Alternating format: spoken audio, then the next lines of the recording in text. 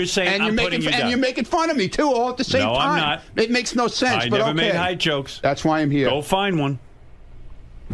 Go find a high joke. I found him. Ever since we had the I roast. can't believe he's this sensitive. Oh, I'm you very should have heard him on the wrap-up show. He sounded like Very a crazy sensitive. man. Yeah, I'm a lunatic. You sound like a lunatic. A crazy Guy asked you man. about the car. No, fuck him. I don't have to fucking answer him. What the hell? Do you hate everyone here who asks What's you it? questions? No. It's not like I asked you some incriminating question. Here, let me show you how he does it. Let me have this. That doesn't work. He walked. I don't. No. Oh, okay, I go. just want to a little demonstration. Ronnie's holding a microphone. Okay. He wants a. This is radio, He walks up to you and he sticks this in your fucking mouth like this. He Go goes, ahead. Well, that's what's this I hear about this new car you got? Right. So what'd you say? Mind your business. It's none of your business. No, actually, you said something much more profane than that. Like what? Get the fuck out of my face. I don't have to tell you about my car. Yeah, exactly. Why can't you just say? Do I ask you about your car? Ronnie, why can't you just say I don't feel like talking about it? I do. That doesn't work with him. You just say, excuse me, I don't want to talk about it. Doesn't work with him. No, I stay on it And he because stays on it with that thing. He sticks it in your mouth. if like it's an issue, like it's somebody's cock. If it's an issue that people back there are talking about, I heard you, moron. If this is an issue that people back there are talking about, then I am entitled to ask him about it. He's the newsman. He's got to ask. It's not news. But it is true. Why- You got a pace car? People It's not back news. there Why are are you talking embarrassed? about I'm not this. embarrassed. Why won't you talk about I your ain't pace fucking car? embarrassed. Why won't you talk about your pace car? It's a great fucking car. It's a So collector's tell item, us about okay? it. No, I don't want to tell you about it because it's the way you handle it. When you walk up to somebody and say, "Hey, listen, hey Ronnie, you know, I just heard something about from somebody that you got this really cool car." No, instead you walk up and shove this cock in my mouth and go, "Cock? When did it become a cock? He loves. Do you think it looks like a cock to you? And you think That's right, and he's tempting me with his cock. That's his cock. So you want me to get another microphone that isn't a phallic symbol? Is that what you're I saying? talk to Lisa all the time. She doesn't walk around with that thing. But you stick it in Well, everybody's that's because mouth. you have ulterior motives. So with what Lisa. is this? You bought a pace car. Do you go to the track with it? No. And what, you drive it around town? It's a car. It's a regular car, but what does it have? Stickers all over it? It doesn't have stickers all over it. What does it say on it? How does one distinguish that it's a pace car? Because it says it. It says pace car. Indianapolis 500 pace car. Now, this is a car that you drive around in every day? No, when I feel like taking it out. Is this in addition to your other cars? Or Yeah. It is? Yeah. It's a collector's item. It has collector's insurance on it, everything. Now, what's It's not so like special about a pace car in the sense that it's... They only made 500 of them in that year.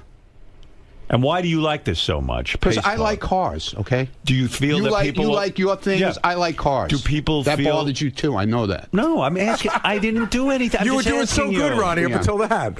Do you feel people will no, think you're... I feel shit coming on. No, you know? I'm asking you... I'm paranoid, But remember? let it come on. Don't just anticipate it. Do you feel people will think you're in the race car business if No, you drive I don't a know. pace I don't car? care what they think. But doesn't it appear that you're in the race car business? No, absolutely not. Mm-hmm. That's it. That's the only question I had. Good.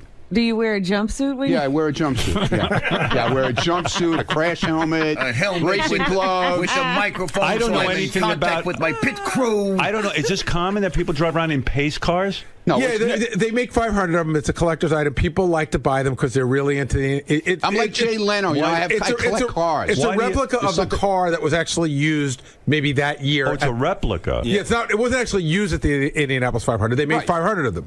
I see. And it's a special thing to walk It's a around special with a pace edition car. Right. And it says pace car on it? Yes. And then people will look at you. Yeah, it draws a lot of attention when you're driving it down so the street. that bothers you too. Your hair draws a lot of attention too. You know that, right? Your hair? Yeah, his hair. He's got this whole thing going on. He won't admit he dyes his hair. Do you everybody dye your everybody hair? knows it, but okay. Ronnie, he's just trying to push my buttons. No, Do you dye your Let hair? me tell I you like to push my unequivocally fucking buttons do not. too. I unequivocally do not You dye like my pushing hair. my fucking And it- buttons, Mr. He says- M26. he says Look he how doesn't. defensive he gets. Look how gray it His is on the eyes side. There's no gray. Your fucking eyes are popping out of your fucking Look head. how gray it is on the sides. Okay, if I Yeah, you leave a dyed little it, bit. That's the whole idea. Look you at are my not going to rile mustache. me up, Ronnie. Look at my mustache. Look at all the gray I leave in it. You're scaring me with your laugh and the fact you're so close. Listen to me. If I use the product that you claim I use... You don't like that I'm close? How about when you stick that black thing in my mouth, huh? Excuse me? If I used hair color, it would be a much better color. No. It is gray on the No, sides. you try to make it more natural looking, but you're not doing I a good swear job. You're not doing a on good my job. child, I don't dye my hair. Well, there you go. So there you go, Ronald. Are we done? No. No. You always attack. You came in here. How is it attacking I was you? out there minding my fucking Ronnie, business. how is it attacking Oh, wait, you? here's Wolfie. Let's find out. I'm not talking to him. Hey, Wolfie, No, how you I'm doing? leaving for this part. What is it, Wolfie? Sorry. Here he goes Sorry. again. Oh, Yes. you're such a baby. Yeah, Just I'm a listen to baby. Wolfie. Yes, I am. So what do you have to 'Cause I say? don't Maybe he wanna wants to talk to an idiot. apologize to No, you. not him. He's a smirk, fucking Smug. Yeah, Ronnie, smirky, smug bastard. Egocentric to think Yes. that I spend any of my time. Yes, you do. Yes, you do. Because Wolfie's you point want, is, Wolfie, no one's... you want to be so part of this show, Wolfie. I know you would do anything to get your airtime. That's why you brought the fucking guy in here yesterday. Why did you listen to Wolfie I don't for a want to second? listen to him. I'm going to talk right over him. Why? I really don't give a Quiet shit about down. Wolfie. I give no shit about Wolfie.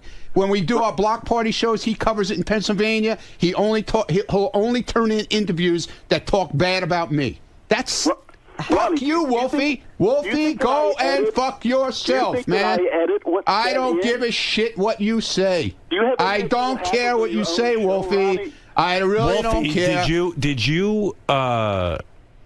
Did you write what the profiler said? He doesn't about have any of to. us? Everybody knows what he fucking said. Wait a second. It's air. Wolfie. It's been talked about on the Can air. I ask him a question? No. I can't ask him a No, question. it's a fucking waste of time, man. Well, everything that guy said yesterday, okay? We've talked. Everybody's talked about on the air, right from KC being whatever he was. You don't think he was right about Casey?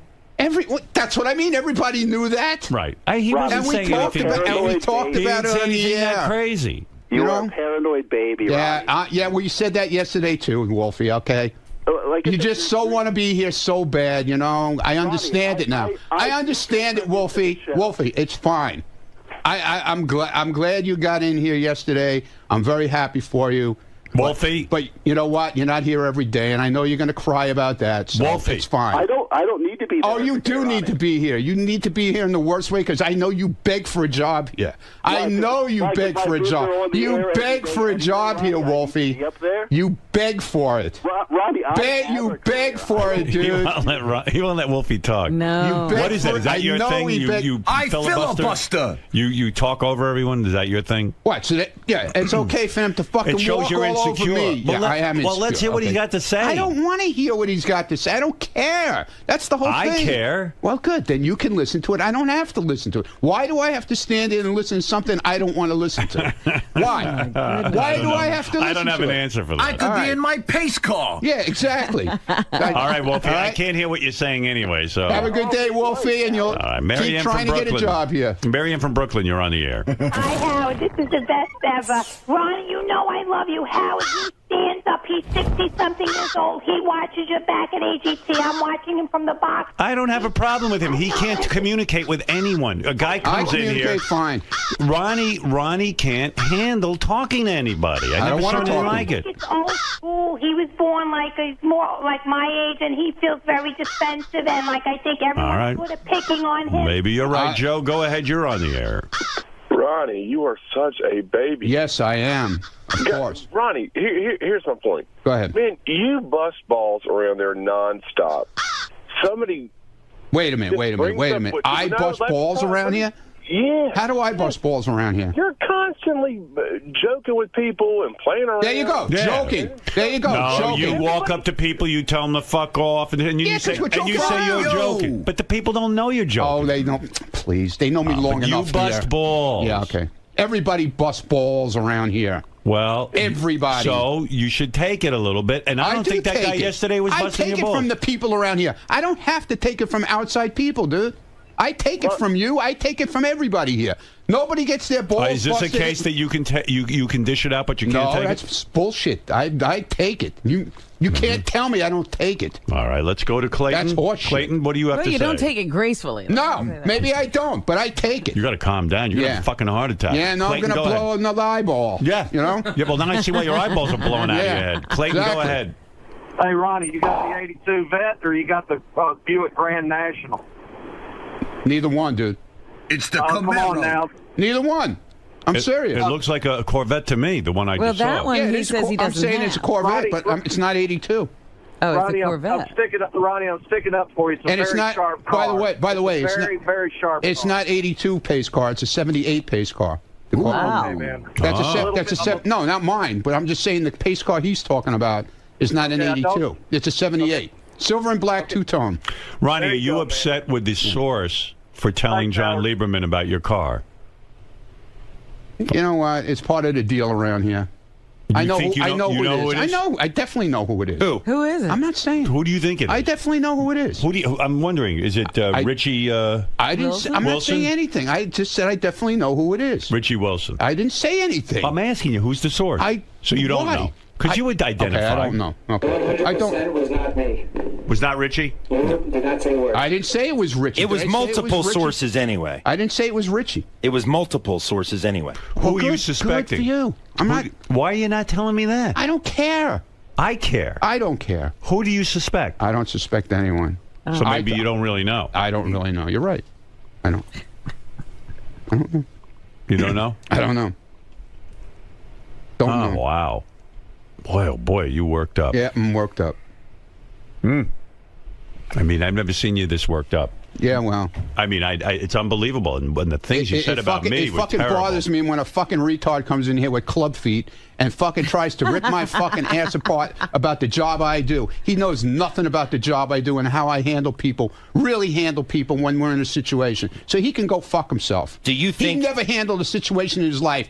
Here's a note I just got. Ronnie talked about the pace car at his last party, and John Lieberman was there. So what party? Who needed a source? I don't know. I actually don't remember hearing about it there. Maybe I did talk about it that day. Whatever. That's what I'm saying. He's my source. Let me see. Let me see if that's the right picture, Gary. Is that Ronnie's pace car? Let me see it. Is that your pace car? Let me see it. Pace car. Absolutely not. Absolutely not. Absolutely not. Nope. Can you imagine him driving around in his pace car?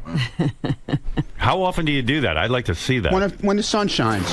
Yeah, when it's a nice day, you take it out. Come out in the rain or it'll never come out in the rain or the snow. Do you drive it at high speeds? No, absolutely not. When do you? How fast can your pace car go?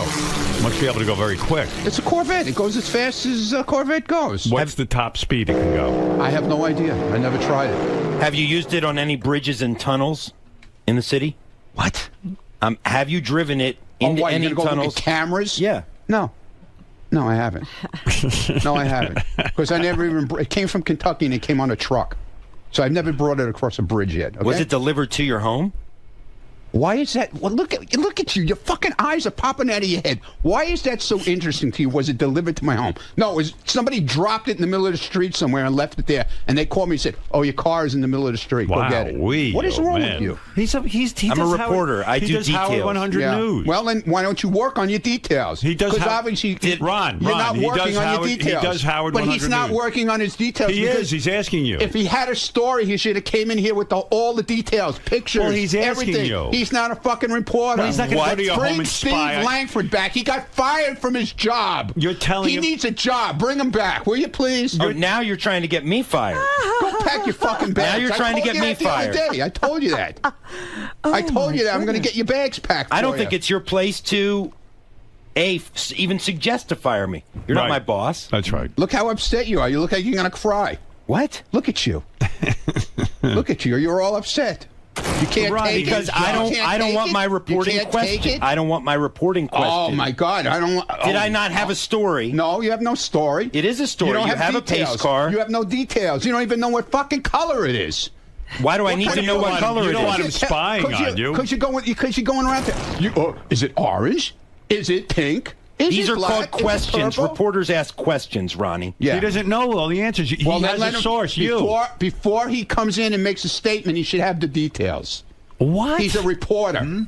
But he's asking you. You're the guy who runs the car. I'm fucking telling him shit. Look, I'm not going to break down the fundamentals of how to be a reporter for you, okay? If I won't tell him the details, isn't it his job?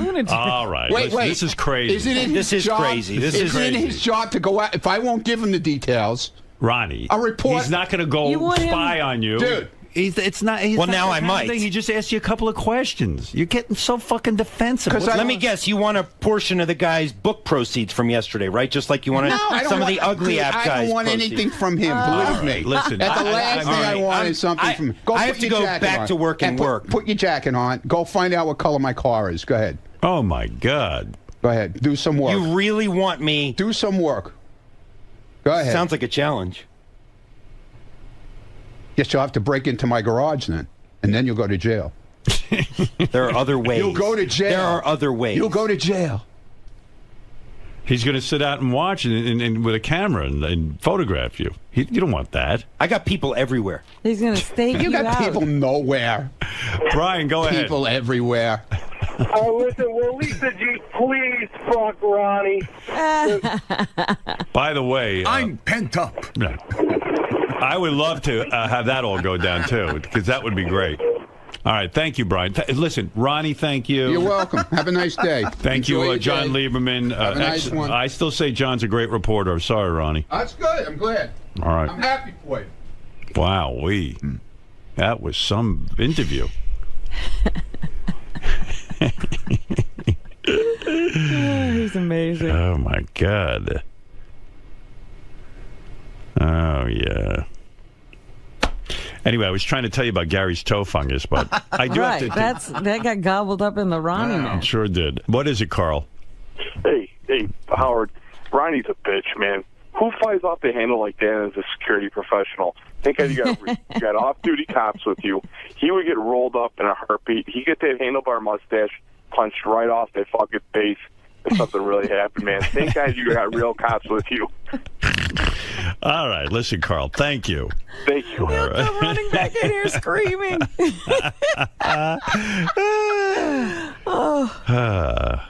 What is it, Gary? That's the car. Oh, that's Ronnie's car? It's got more than a decal on it. Oh, my God. It's a whole those thing. cars are really painted up. Official pace car, and then it's got Corvette written across the glass. Because I forget what Everything kind of but car it Ronnie's is. name is on the car. Yeah. Fred, you were into cars. Do you understand this at all? I don't get the whole Indy car thing at all. Right. I mean, I think it kind of looks retarded. You think it's silly for a guy that age to be driving around? And he's got that in his garage now. I don't know. It's kind of like, it's like an adult version of like a Power Ranger or something. What does a thing like that cost? Is that an expensive? It's funny. It is because they probably get you when it comes out. I don't know the collectability on those cars, to be perfectly frank with you, but some of them don't necessarily go for any more than a regular. I think there's collectability because it's 1 of 500. So if you can find someone who's interested in it, then they probably Right, it pay a has to little be more. the same kind of. But the only thing I think that makes it interest that distinctive Ronnie has. are the decals. Yeah, but I wouldn't want to drive around with stuff written all over my car. But I don't even want to have like a vanity plate. Right. But he And the likes whole that. thing is when you drive around in a car like that, everybody's looking at it, wondering what it is. Well, also, you're driving around and people are assuming you're something tied in with the race car community, Well, right? sometimes you don't even, because I always see, guys with race cars on a flatbed as they're coming to and from races, and everybody on the road is looking at the car. Right. Well, Ronnie will be driving this thing, so everybody will be looking at Ronnie. That's and what won't he they wants. assume he's a race car driver of some kind? Well, when you look at him, I'm racing in the HOV you're sure lane. that's not the case. Right. No, but I mean, it's sort of like if I... It assumes involvement. It's like if I wore a David Letterman jacket. You would think that I worked on the David Letterman show, right? Right, but and then like people would walk up and go, "Oh, what do you do on the David Letterman show?" I go, "I don't do that. I like the jacket." That's a perfect example because you could buy those in the gift shop next to Letterman. Right. Right, but I don't think Tony Stewart is driving around in a pace car. That's what I mean. Probably like that would be like me driving around in I don't know. A milk truck. Yeah, I mean... yeah. Are you right. a milkman? You're a milkman, aren't you? I just worship milkmen.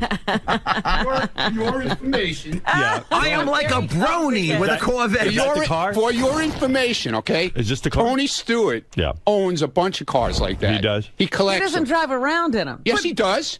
But he's a race driver. But he Yeah, but belongs in one of those. Yeah. That's what he does for a living. He What do tells you you have? that, Ronnie. What are you I'm just- talking about? In other This is- words, let's say I like the milkman industry, and I drove around in a milk truck. Why is this such a... Or one of those ice cream trucks. I love the ice cream. Why do you Ron, buy why- every new phone you that sell comes out? Mr. Why do you Softy? buy every I buy a new fucking phone because I want to be up on the this is latest something- technology. this And is it also something you works. like, Yeah. okay? This is something I like. Right. And that bothers you, too. See, I don't get that either. No, I'm trying to understand No, it that. bothers It doesn't you. bother because me.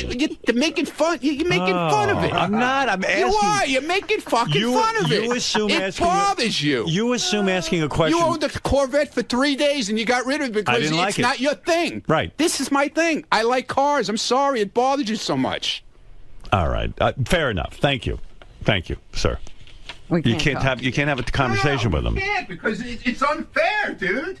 It's unfair to talk to you. I could do this all day. You attack my character. You attack my height. You attack my job, and now you attack my car. You've gone too far. You know what it reminds me of? You know, Imus wears cowboy outfits, but he's not a cowboy. Right. But he likes it.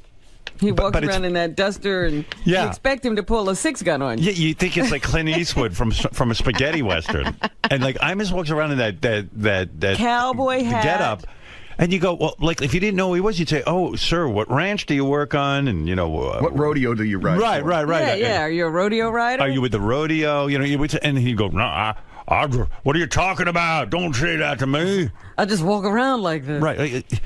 And Ronnie walks around like a race car driver. All right, listen, I'd love Sometimes Ronnie. I put on a dress and pretend to be Danica Patrick. Ron. Yeah. Why react this way to stories? I mean, you're only perpetuating the story. You're only keeping Scott's it going. trying to figure out my car. Forget it. You figured it out, he says. Yeah, what is it? 95. Well, anything's possible. Fair enough. Ron. Yeah. Why keep a story moving like this? Yeah, now, see, Lieberman will run in there now because somebody else did the work for him. I don't give out any. Somebody else did the work for him now. He'll go in and say to Scott, could you print me out a picture of the 95 now? Good. He came in Good. to me with it. Yeah, but I'm saying Lieberman didn't do that. That's his job to do. Not somebody who works in the office back here. Ronnie. Why act so closely guarded about the story? Why not just own up to it, give your information, and move on? I mean, you know. Why should I? Because you know how things work around here. You're making it. Business. You're making it worse. It's not his fucking business. You're making it worse, I have Ron. people out here. Get the fuck out of here. I have a job to do. John, why do you think this has set him off so much? I mean, what's going on with Ronnie? Ronnie has been irked lately about a number of things. I think the psychological profile yesterday, whenever anybody pokes at his lifestyle or how he chooses to live his life, he goes off. And then whatever comes subsequent to that, he then goes off. So I happened to be in the wrong place at the wrong time when I asked him about the car yesterday. And a reporter's job is to probe. We ask questions to find out the truth.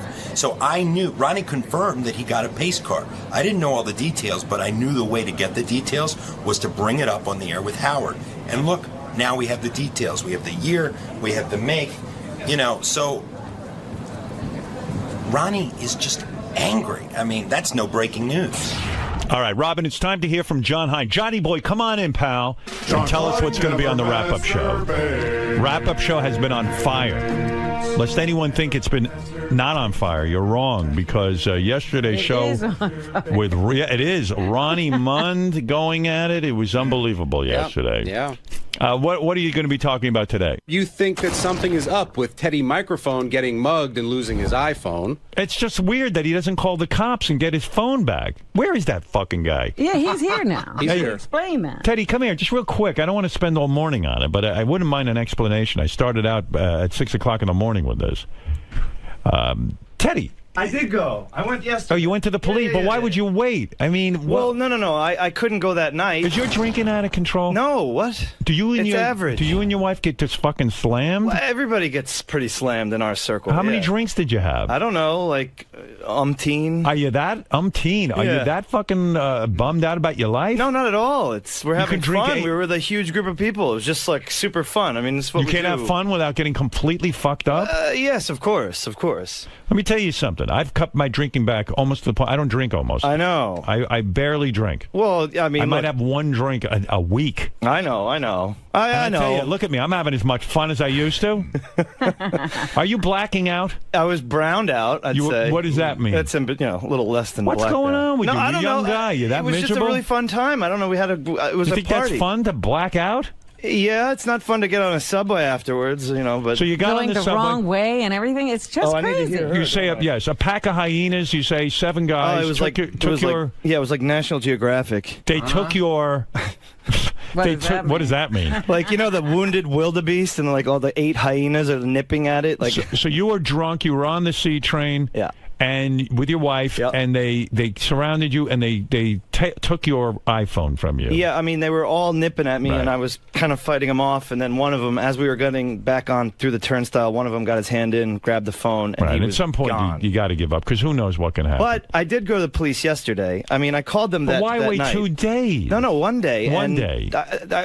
I followed the advice of the 911 operator. He's got an iPad, and on the iPad, it tracks where your iPhone is. He knows the exact location. The cop said to him, just you have to file a report, and we'll go get your phone. And you got to jump through their hoops. I mean, they don't. It's not like hoops. I mean, it's not like they got to just make sure go kick down the door. Well, of course, because they got to make sure that you really own the iPhone. Yeah, They can't just you call them up. They just can't go get it. But for it's you. also a little minutia involved because it was at a train station, so now it falls under the Transit Bureau, and then it's this, and then this, and this. And I went to my local precinct, which is up here. All right. Do you have your iPhone back? No. What, you have an iPad. It tells you exactly where it is. It's still sitting in the same spot where it was. Where are the police on this?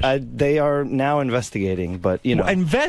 Yeah, you mean detectives have been assigned and everything. Yeah, and you gave them the location. Yeah, and they need to, in fact, come and collect my Metro card to double check where I was when I swiped it and all that other stuff. They're By really that time, going deep. the phone's going to be gone. As soon as the battery dies on the phone, you can't track it anymore. Oh, for Christ's sake! Well, I mean, look, I got lucky. Look, Teddy wasted several days. He did, but I mean, 1 day, Rob. 1 day. It was yesterday afternoon. And the I went reason to the you didn't go to the cops right away because I you called were drunk. 911. It was like 10 o'clock at night, and it was Sunday night, and I just You were wanted too to. beat. Yeah, I was You just were like, I have to get up. You were wasted. The guy's like, the 911 operator was very nice, but they said, "Oh, we'll have to send a car over to your house," and I figured it would take hours. All right, so. well, keep us posted. Look, on I'm that. fine. It was like, we're very lucky. No, We're I know blessed, you're fine. I mean, but you should have your phone back. I'm a little sore here, but that's all right. What, they punched you in the head? I don't know. I don't know what happened. I don't know. Well, of course not. You were so wasted, you blacked out. Yeah. Well, listen to me, my that friend. concerns me more than the phone. Listen to me. That you put yourself in danger. I love these people who decide that they can go and be out of their minds and nothing's going to happen to them in a big city. Now Robin's upset with you. I'm sorry, Robin. That's right.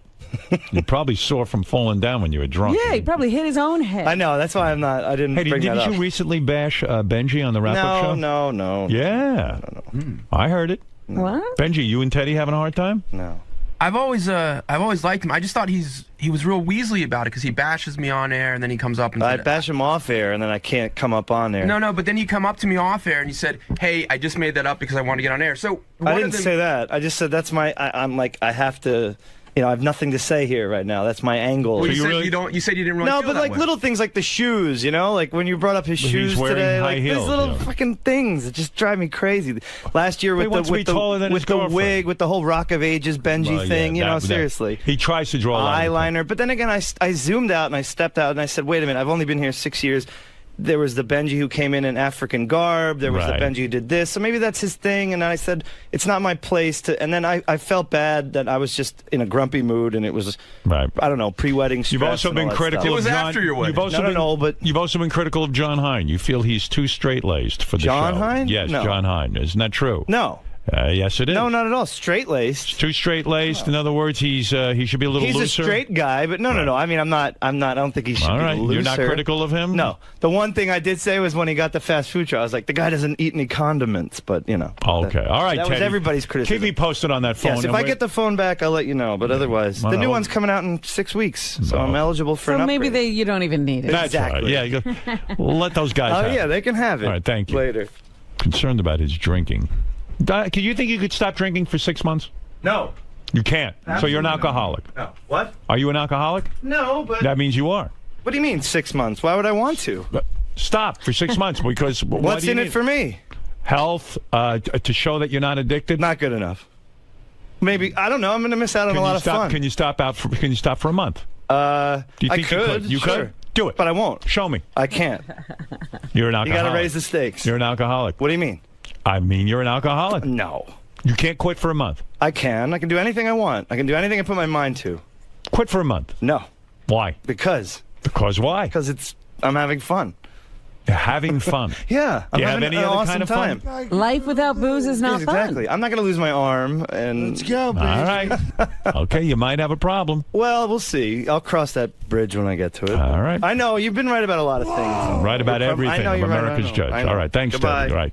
Right, Robin? Right. Right. See, even Robin agrees. Teddy, microphone. Sir. Obviously a tumultuous Sunday for you.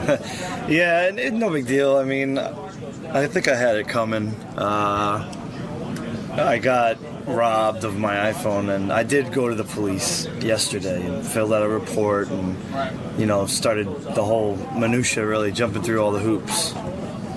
Why do you say that? Why do you say that you think you had it coming? Oh, man, I was an easy target. I was blacked out drunk on the subway and going the wrong way, and then, I don't know, I mean, I probably just, stuck out, and I'm sure, look at this idiot, and, whatever.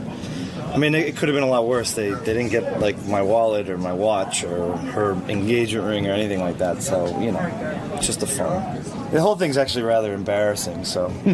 Well, I'm sorry to hear that it happened. It's all right, I'm lucky. I consider we were both very lucky. None of us got hurt. None of us got robbed majorly, so... And they can't rob you of your spirit. That's right. They can't take what's in here. Later. Hey, look who's on the phone. Dale Yeager. You know who he is? Yeah, he's the guy who was here yesterday that Ronnie lost his mind over. I don't want to talk to him. Dale, what's up? Hey, Howard. I'm sorry to bother you, but I heard earlier, I'm listening to the replay of the West Coast show. Yeah. Mm-hmm. And I hear Ronnie making a statement which is absolutely ridiculous and asinine. Which one is that? Well, he made a statement. He goes, well, I've talked to real police officers, and they say they know these guys. They're all book smart. They hear them at the academy.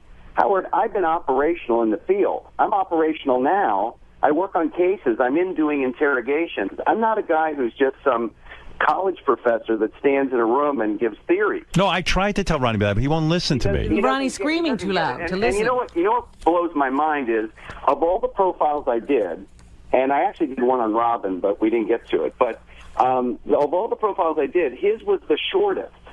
Right. And he got the most upset. Yeah, I still don't understand what he got so upset about. I don't either. And that's another thing, too. I wanted to clarify. I said that I believed, and again, it's not definitive, I believe that he, in his past, has done swinging because of all the stripper things. Well, swinging is when you have more than one sex partner at a time. 2 people or more. Mm-hmm. I don't think he understood what the definition of that was. I just wanted to clarify that. All right, Dale, fair enough. All right, thanks. All right, thank you. That's Dale Yeager, who is a professional profiler who got into a huge fight with Ronnie yesterday. Yeah, well, he's probably set Ronnie off again. He might have. I don't know. It's very possible. Ron.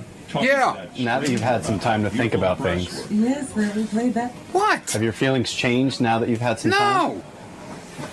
Feelings changed about what? The guy's a fucking professor. Well, he said he has done some field work. He has. He says he's still in the field, giving lectures.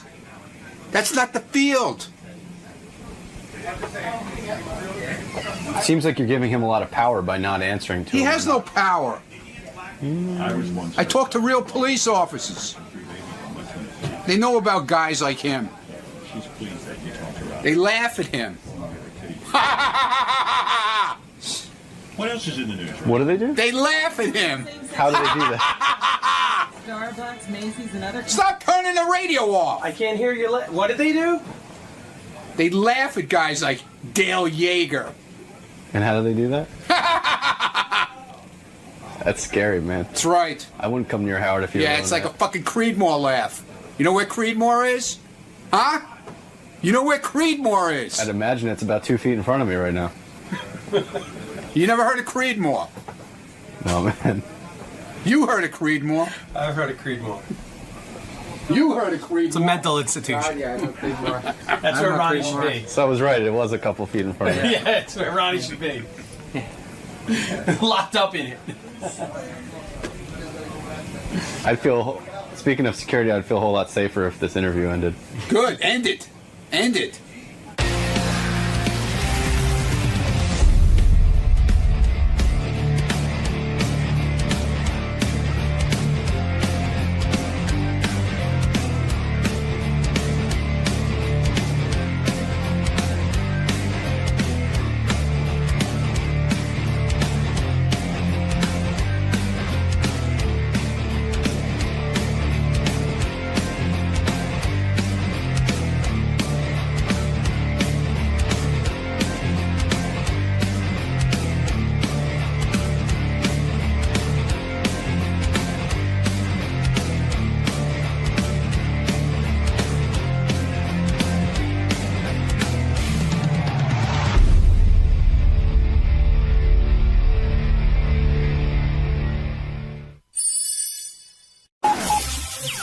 This is the best of the wrap-up show. A recap and behind-the-scenes look with John High and Gary Dell'Abate.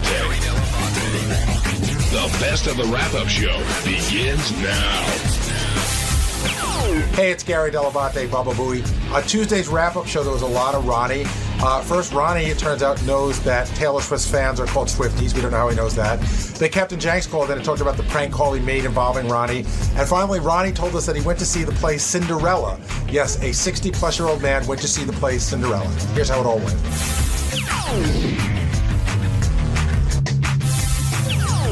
Another argument that we had, sort of, I wouldn't say argument, but discussion we had before the show, and Howard picked up on it during the show, was about Taylor Swift singing along to all the acts. You know, some people felt that she was doing it for camera time. I'd asked JD, but he can't come down here right now. How come? What's he doing? He's in a meeting, but he does feel that way. I'm with as JD. Do you. And I and Steve both feel that she's a young girl who just likes music. I think that when you go to an event like that, where you're really the focus of attention, she's not just anybody going. Agreed. She's the focus of attention. Yes, you should go and have a good time. And there's a party that says, hey, I'm going to go do what I want and be who I am. But there's another party that knows that every little thing you do, the camera's picking up on. So I think that her singing every song is a move. It's a move to get on camera. I disagree. I think she's just singing along and she's enjoying the music and being a 23-year-old girl. Can we tell the audience that you, off the air, refer to her as Tay-Tay? On the air, I've said Tay-Tay many times. So you're in a whole other league. Look, just because I've seen her in concert 5 times. Have you seen her 5 times? 5 times. You know I'm going again, right?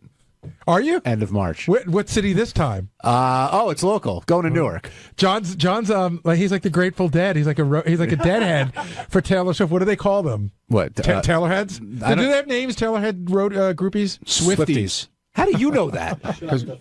How do you know that, Ronnie? Don't worry about it. No, how do you know that? I'm smart. No, how do you know? I'm a goddamn genius. How do you know a Taylor Swift groupie? I have 2 teenage daughters. What's your reason? Yeah, I have a teenage girlfriend. Is that why you know? Is Stephanie a big Tay-Tay fan? She likes her. Do you like her? Not particularly. No, not for you? No. Not your speed? She is cute. I got to say, she's a cute kid. Yeah, she's, well, whatever. She's very all-American looking. Yeah.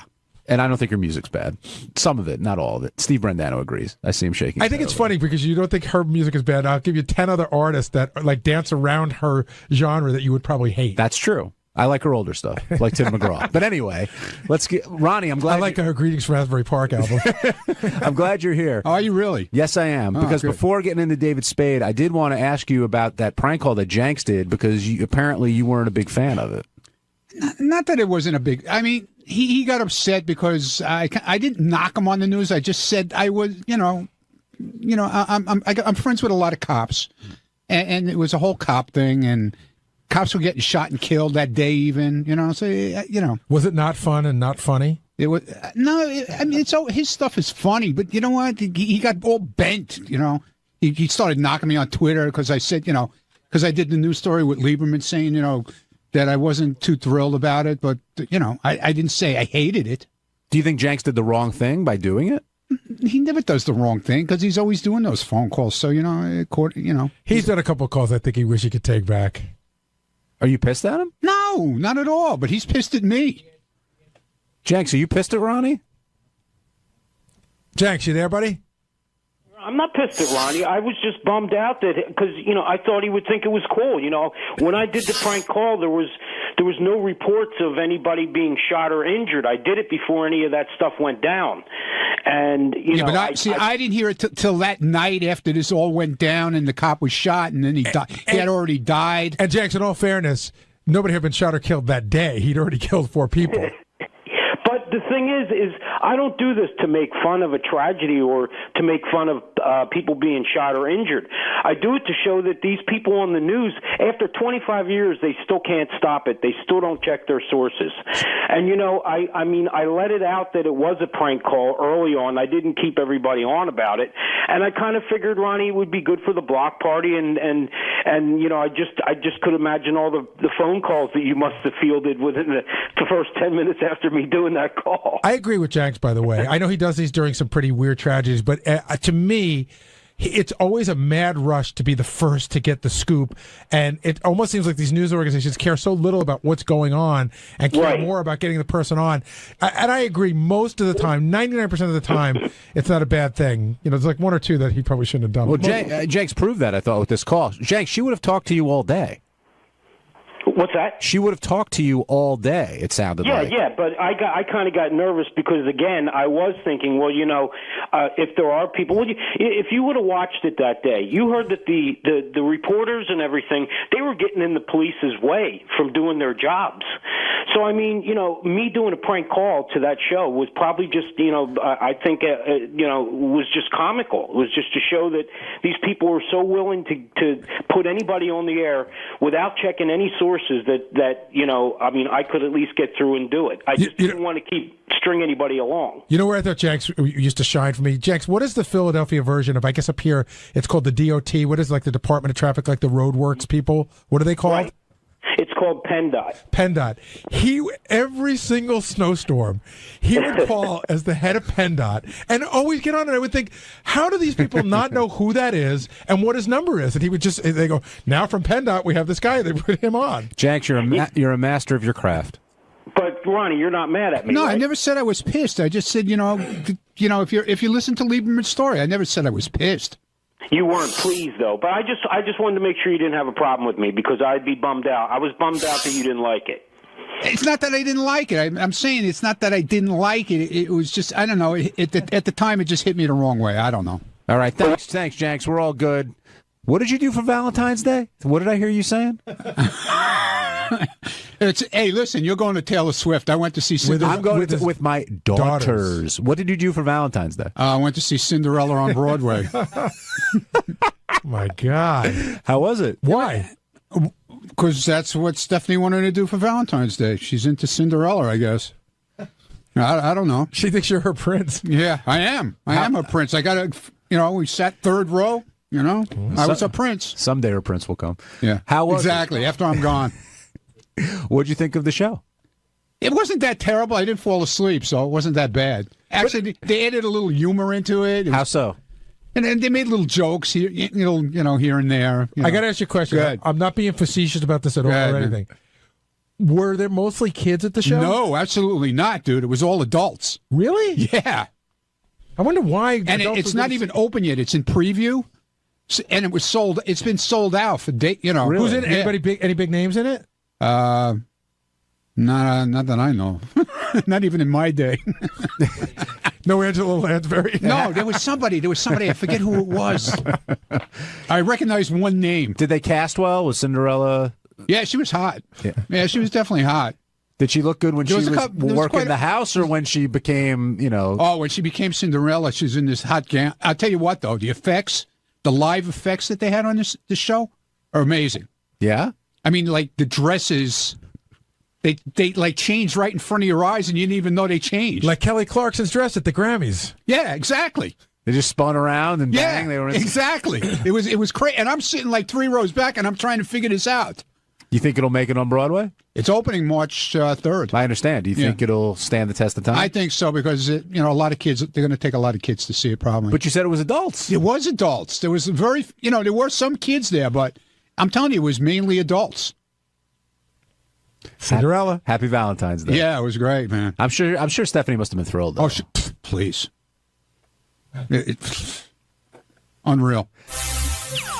On Wednesday's wrap-up show, we talked a lot about Mark Cuban and him entertaining Shark Tank pitches from the staff. So Richie Wilson came in with his winning pitch, but Tim Sabean came in with his losing pitch, and Scott DePace came in to explain why he didn't pitch at all. Lots of fun, as always, on the wrap-up show.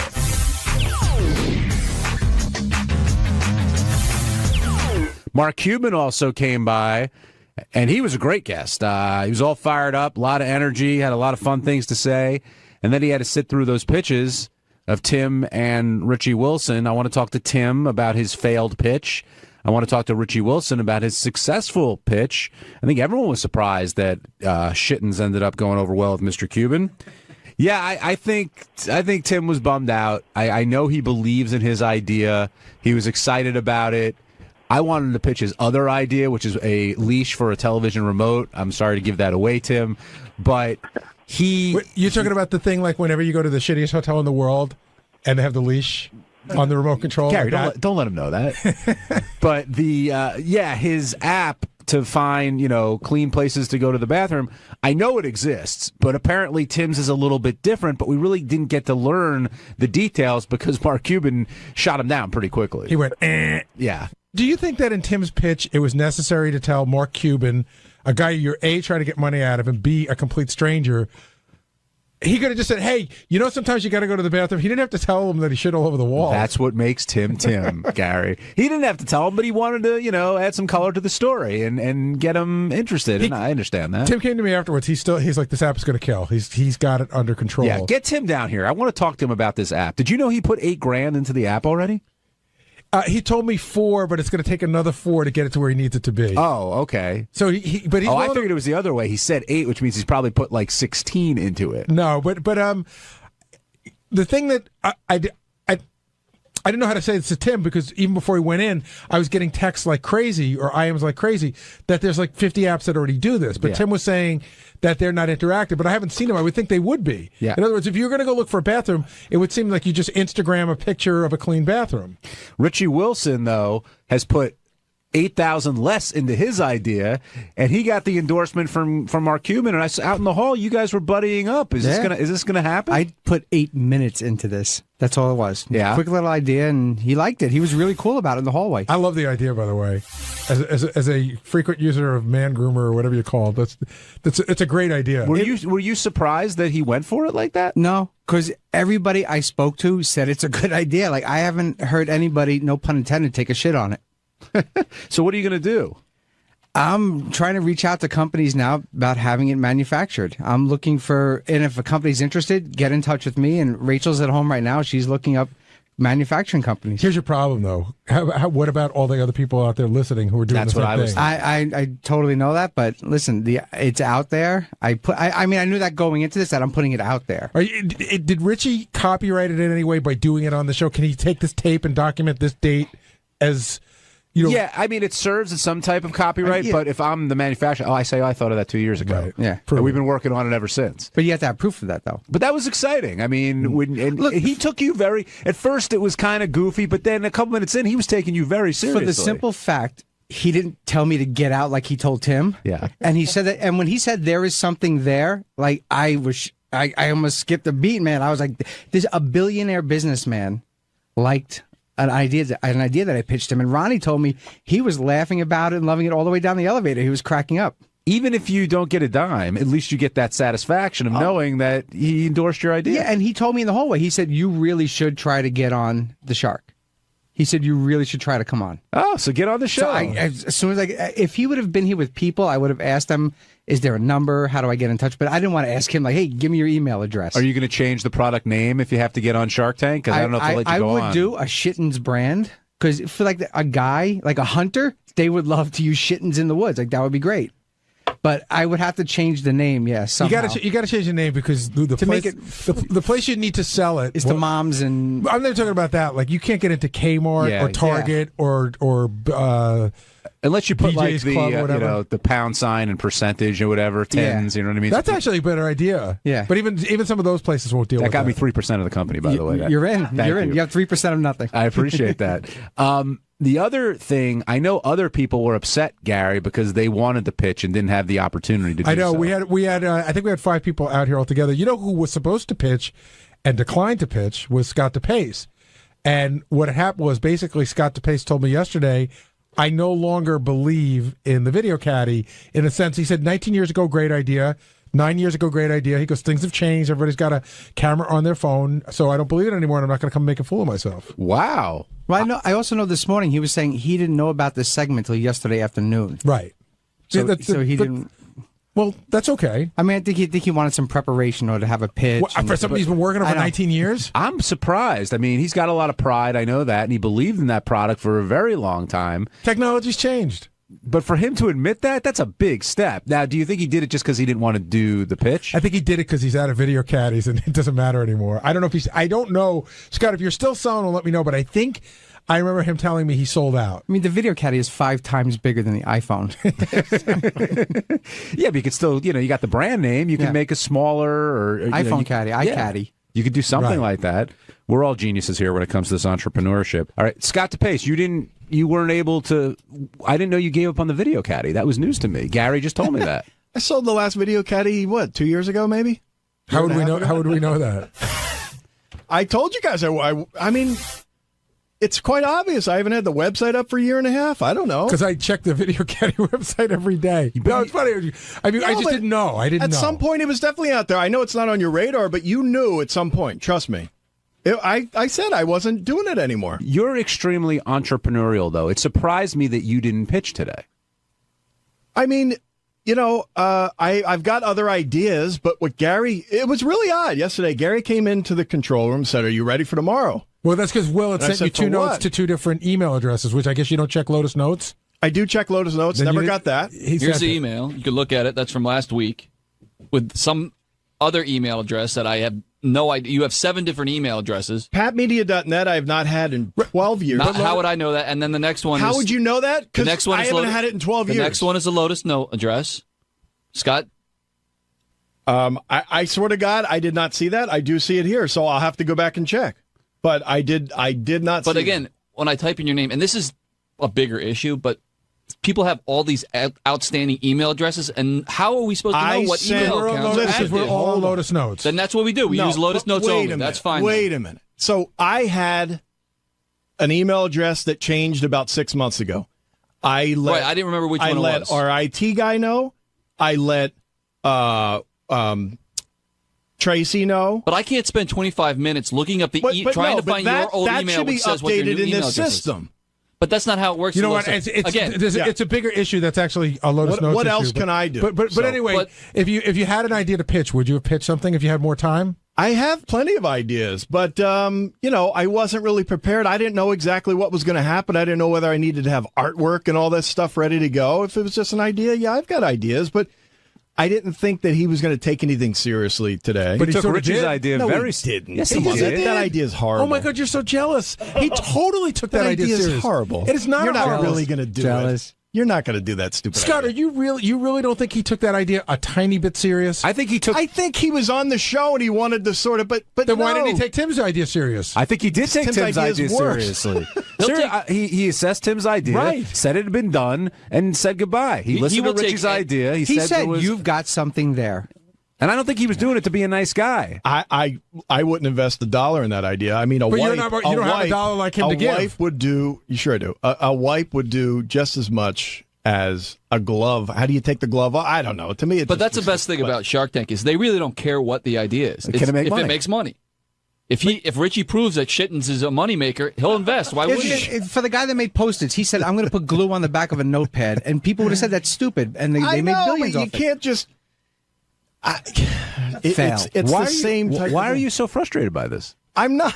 I'm frustrated trying to explain why I think Shittens is a stupid idea, and I don't think Mark took that seriously. I think he was on the air going, "Hey, yeah, that's good, yeah." But let's see you make $1 with it. Let's see him actually put $1. I gotta say something. I'm watching you here, and I'm not trying to open up a larger issue. I promise you. I just don't think you can revel in anybody else's success that isn't Gary, yours. that is not true at all. You come up with these thoughts that there's no accuracy to that. If Richie had made $1 million, that would be awesome. But here's a point. I'm simply saying that Mark, I don't think he was being genuine. And I disagree with you. What you're saying is you don't like Richie's idea. That I get. But Mark seemed genuinely interested in that. Why did everybody see that but you?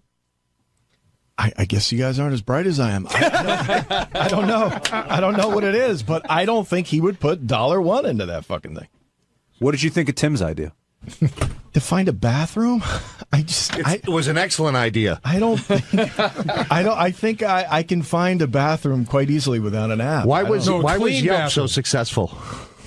Was what? Yelp for restaurants. That's it. But that you're getting a review. You don't review a bathroom, how clean it was. No, I think that's what Tim is saying, that people are taking pictures and reviewing the bathroom. Here's a clean bathroom in a 25-foot vicinity. Well, listen, I mean, I could shit in a porta-john. My wife does want a clean fucking place, so maybe there is something to it. I don't know. I wouldn't invest in it. Tim, were you discouraged at all? I know you've put a couple bucks into this. No, idea. not at all. Not at all. It just propels, and I love challenges. And let's follow through with this thing and see where the challenge goes. Where did you come up with this idea? It wasn't from the incident here. Well, no, it was. I was thinking about this, and I went online and I looked at a couple of things, and I saw what they were, and I saw how the ugly meter took off. I saw how Yelp worked. I saw that there were applications on the web or on iTunes and so forth that were that identified restrooms, but this has other layers to it and other services to a potential user. So I thought, why not? What other? I mean, I know you don't want to give away the tricks of the trade, but what other services could it possibly have?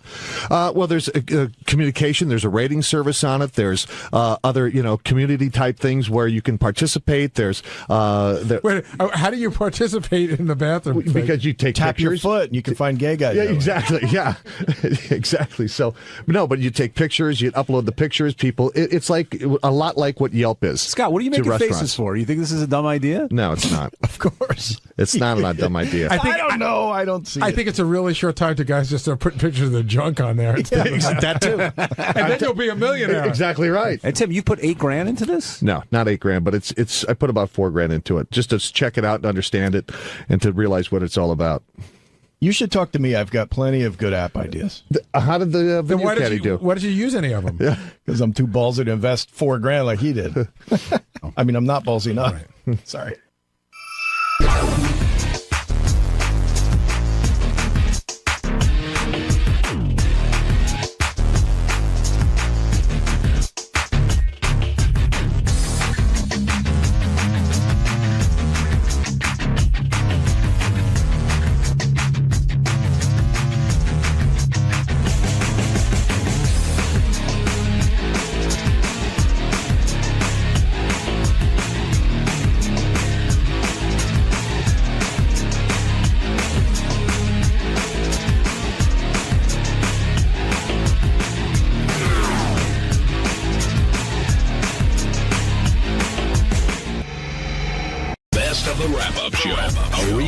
And behind-the-scenes look with John High and Gary Dell'Abate.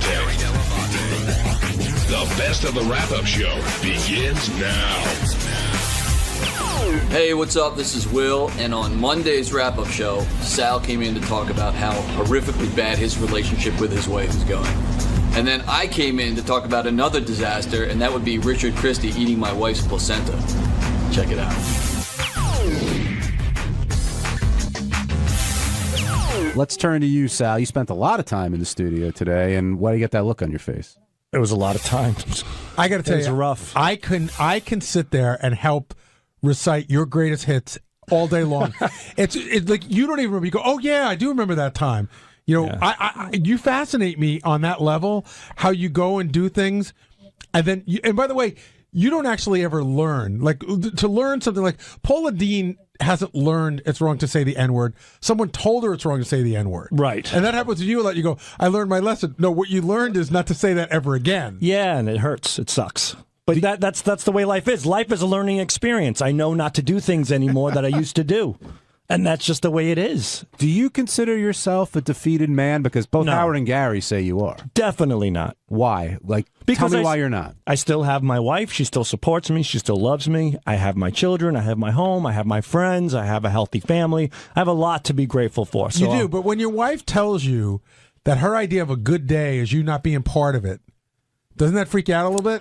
A good day, a good day without me being a part of it to my wife is a day where I'm not doing something where I'm being the dancing monkey, the laughable jackass. No, but you said you went to your wife and you said, I thought, this could be a little fun, help you rest. And she goes, you know what resting is? What did she say? She said, relaxation is when you leave me alone and I get to relax. And that's when I was asking her for sex. At that moment, she wanted to relax. So It seems like there's a lot of moments she wants to relax. Yeah, so let her relax. It's all good. I mean, there's nothing worse than sympathy sex. Every guy hates this when you're begging and begging, then she finally goes, okay. And then you just feel like a charity case. You know, it's just you feel so pathetic inside. And guys will do a lot for a piece of ass. But at that moment, it's just like, how can I climb on top of you with these feelings? So I eliminated that sympathy sex feeling by just waiting patiently for her to say, let's do something. But you realize, for all intents and purposes, you've also eliminated sex. That's the consequence of this new thing that I'm doing, yes, unfortunately. How long do you wait? I just wait. No, but how long does it take typically? Well, it's just when she's in the mood. That's primarily it. It's, it could be once every 2 weeks. It could be once a month. But when it's there, at least it's genuine. And do you think it's because of the kids and the dog, you just don't have time? Or do you think she doesn't really want to have sex with you? I think it's because of everything else. It's because she has a busy day with the children, with the dog, with the shopping, with the laundry, with keeping the house clean. She does a lot. She's on the PTA. So, when she's ready for me, she's ready for me. And you know what? It's believe it or not, it's fine by me. It's okay. Why did you have such a tough time coming up with your favorite sexual position? When you walked in, you said you really didn't have one. I didn't, but the one that I want is the one that I'm looking forward to is the one that I would consider my favorite. When I see that on the web, I would love to do that. And how do you sell that to Christine? You don't. It doesn't even come close. It doesn't happen. Does she probably even know what it is? I wouldn't even explain Would it. you show it to her? Or would or can you show porn to your wife, or is that disgusting? She'd show me the phone, and then she'd show me the yellow pages, and then she'd show me attorneys in the yellow pages. I mean, you can't come home and say, honey, I want to get on all fours, push my dick between my thighs and suck it. You can't. I just can't do that with her, even though I'd love to. But if she suggested it, I'd be all for it. What are the odds of that? 0 to none. Gary, do the two of them just coexist? Is that a fair? I'm not asking you. Hold on. But it's me. It's my marriage. I know. You'll get the comment. I want Gary's comment first. I said this, on the air today, and I said it in the news.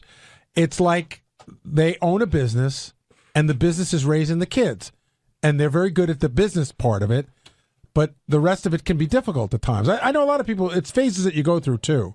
But it seems like they're just coexisting. Like, again, Sal said today, which is no way to live, I'm just trying not to piss her off. I'm not going to fight with her. I'm not going to argue with her. By the way, your suggestion today about what you really said today inversely was, if you talk to your wife long enough, you'll probably end up killing her. Maybe. Right? No, well, I don't know. I don't want to piss her off, and she doesn't want to piss me off. So we get along great. That's it. That's a good marriage. I've had so many people come up to me when we've had the downs and said, look, you have to do this, you have to do that, go to therapy. Half of those people are divorced. I'm still going. Hey, marriage is hard work. We all know Anybody that. could walk down an aisle. The hard part is making it work. But like you said, Sal, every question that Howard asked you about your relationship, your answer started with 18 years of marriage. You must have said that like 10 times. We know you're married for 18 years. Badge of honor. And, hey, it's something you should definitely be proud of. Yeah. But do you feel that your marriage has gotten better over time, or have you just kind of settled into it? Considering what we've been through, we've prevailed, and I think our marriage is really, really good, and I'm proud of. So, what are the things that you guys do for yourselves without the kids? Like we'll go to dinners, I guess, from time to time. We really don't do much without the kids. They're here for the summer with us. They're not going to camp.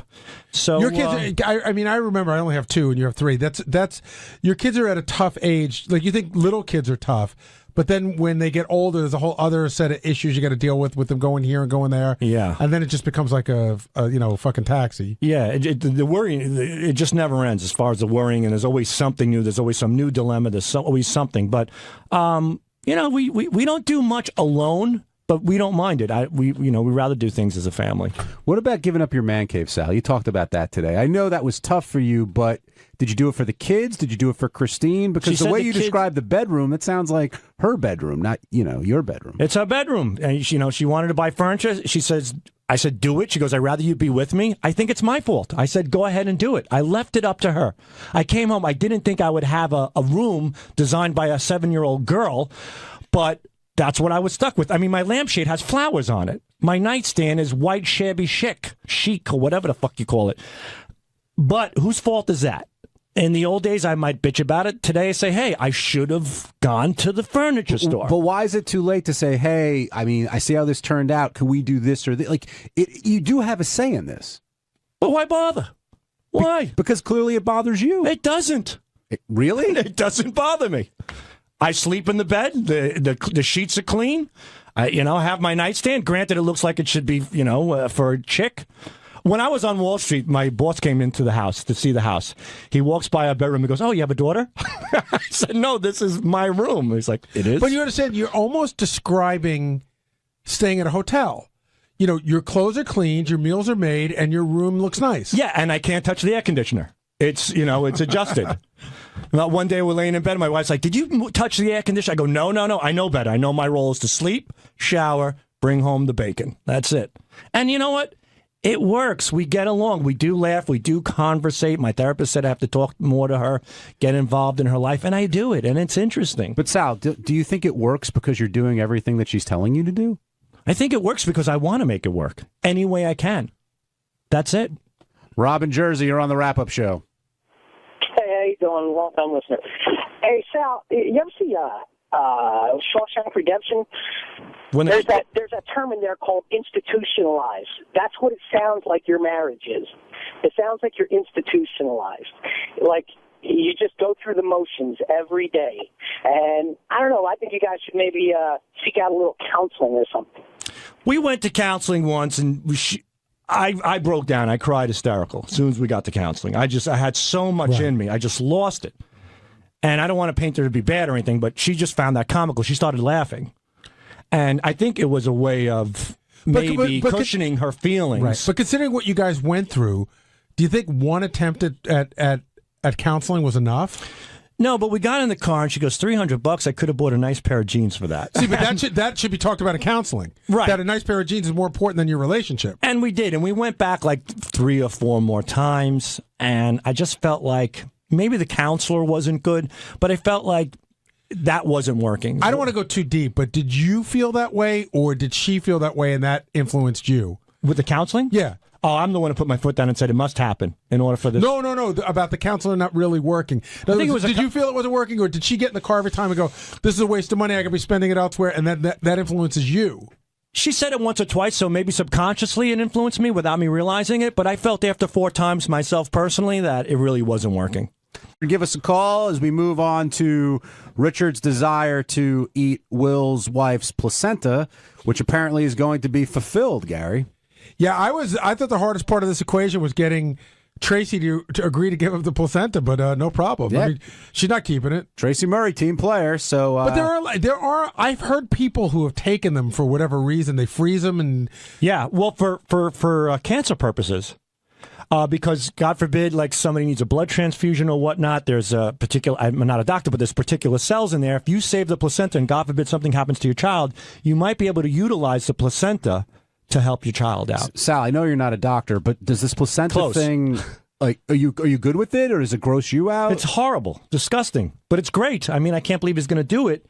The thing is that I love to cook, so we discussed that I'm going to possibly make placenta marinara for it. And if I can turn the placenta into a delicious dish, that would be quite an accomplishment. But doesn't that disguise the taste of the placenta with your sauce and everything else? Yeah, but if you're taking shit and putting it in a pan and you can make it delicious, that's something else. John, would you eat it with marinara? No, I wouldn't eat it without or with. Ronnie, where do you come in on this placenta eating? Are you grossed out by it, or do you think it's kind of cool? No, I think it's weird. I'm sorry. Even for Richard? Even for Richard. He won't eat it raw. He told me that. He will not eat it raw. He wants it cooked or prepared somehow. I've cooked for Richard before, and he loves my cooking, so he asked me to please cook it for him. So what's weirder, eating placenta or drinking squirt juice? Wow. Oh, stop it. There's no comparison. You would go for what, Ronnie? The squirting. What are you kidding me? Skunk squirt? Skunk? Oh, skunk squirt? Oh, did you say? I thought you said skunk. Jackass. I don't know why I heard the word skunk. I thought well, you look at your eyes and you wonder why. Squirt, squirt in a heartbeat. I'd guzzle a gallon of squirt over eating a placenta. Will, Tracy was up for this, no problem? Yeah, she said yes pretty much immediately, and then I think she started to think about it a little bit, and she was a little more apprehensive, but I said, let's talk to the doctor, let's see if it's even a possibility, because they'd have to freeze it, because this is most likely going to happen over this break. Mm-hmm. But I think she's up for it. Are you up for it? Yeah, I don't care. I mean, I think it's disgusting on Richard's part, but I don't think there's any kind of weirdness between. There's supposed to be a thing where the dad is supposed to eat the placenta. Because I'm not eating the placenta. No, but it's supposed to bring you closer to it. I never fully understood the whole eating placenta thing. Plus, I always think like Richard has this like Forrest Gump quality to him. Like, whenever he's, attached to somebody, they have good things happen to them. So I'm hoping maybe it means good things for them. You're going to have to freeze it? Well, we're going to have to do something with it. You can't leave it out All right, for 2 so here's weeks. what you do. You take an ice tray. Yeah. And you pour it into an ice tray, put it in the freezer. Okay, and then when we come back, But it's not a liquid, Ronnie. Yeah. Whatever. It's almost like a. It's almost like a. I know what it is. You can still pour it into an ice tray. And Why would I do that? Make little ice cubes out of it, and this way... Popsicles. Yeah, no, you put it in his beer and let him drink it. See, so I'm reading here, Kim Kardashian's eating her placenta, and that the mom is supposed to eat She'll eat placenta. anything. Right. The placenta. Yeah, look at her ass. It says that it may help prevent postpartum. Oh. That's one of the reasons why. Well, Richard will never get postpartum. That's great. Right, the that's other thing added that benefit. And it also helps the mammary cells to make milk, which would be great if Richard starts to squirt milk. The other thing that Richard said, though, which really took me aback, was he said he'd have his pinky cut off. What a nut. For what? For the show. Like and eat it. Well, half of it, he said. He cut half of it But off. what was the reward supposed to be? Like, how much would he do it for? There was no reward. He said he'd be willing to do it. That's illegal, right? We can't cut off his pinky, can we? If it's an accident. Sal, even you find that That's strange. crazy. But he would do it. He would cut off his own pinky. He loves to entertain himself. Anything. Yeah. He really is up for anything. I would have to think that that given, if we said, okay, go cut off your pinky, he'd have to give that another thought. I think he did already in the back room with me for a little bit. He's like, I'm not sure about that pinky one, buddy. I guess for a couple of bucks, I guess I'd do it. Gary, how'd it feel to break out the trumpet once again? I was surprised I was able to get anything to come out of it. That was great. Usually I have to exercise my lip. All right, what's worse, Ronnie? Would you suck Gary's mouthpiece after blowing into that trumpet, or eat a placenta? I'd suck the mouthpiece. Ooh. We might have a game here. And I get that. Listen, you go to a bar, you make out with a chick, you don't know where she's been. Yeah, but her mouth doesn't smell like an asshole. And not funny, that yours does. Not that yours does. But the tips of these instruments, you've smelled them before. I mean, they're horrible. Well, you clean them. I haven't cleaned them. Remember your Halloween mask? How it would just smell like a rotten old twat, like it's on your face all day? Thanks for listening, everybody, to Wrap Up. On Tuesday's wrap-up show, I went in to talk about how we should freeze the placenta and make it into ice cubes or meatballs or whatever you want to do with it, and drop it into his either his soda, his beer, Richard's beer, and let him drink it. And I also dropped some cool sex stories that I talked about, so you got to check it out.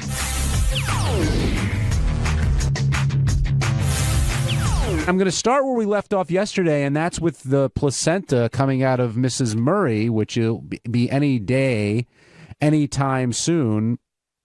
And everyone seems to have these plans for the placenta.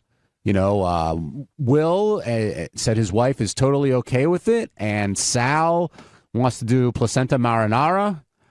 Marinata? No, marinara. Clearly, I'm not the Italian.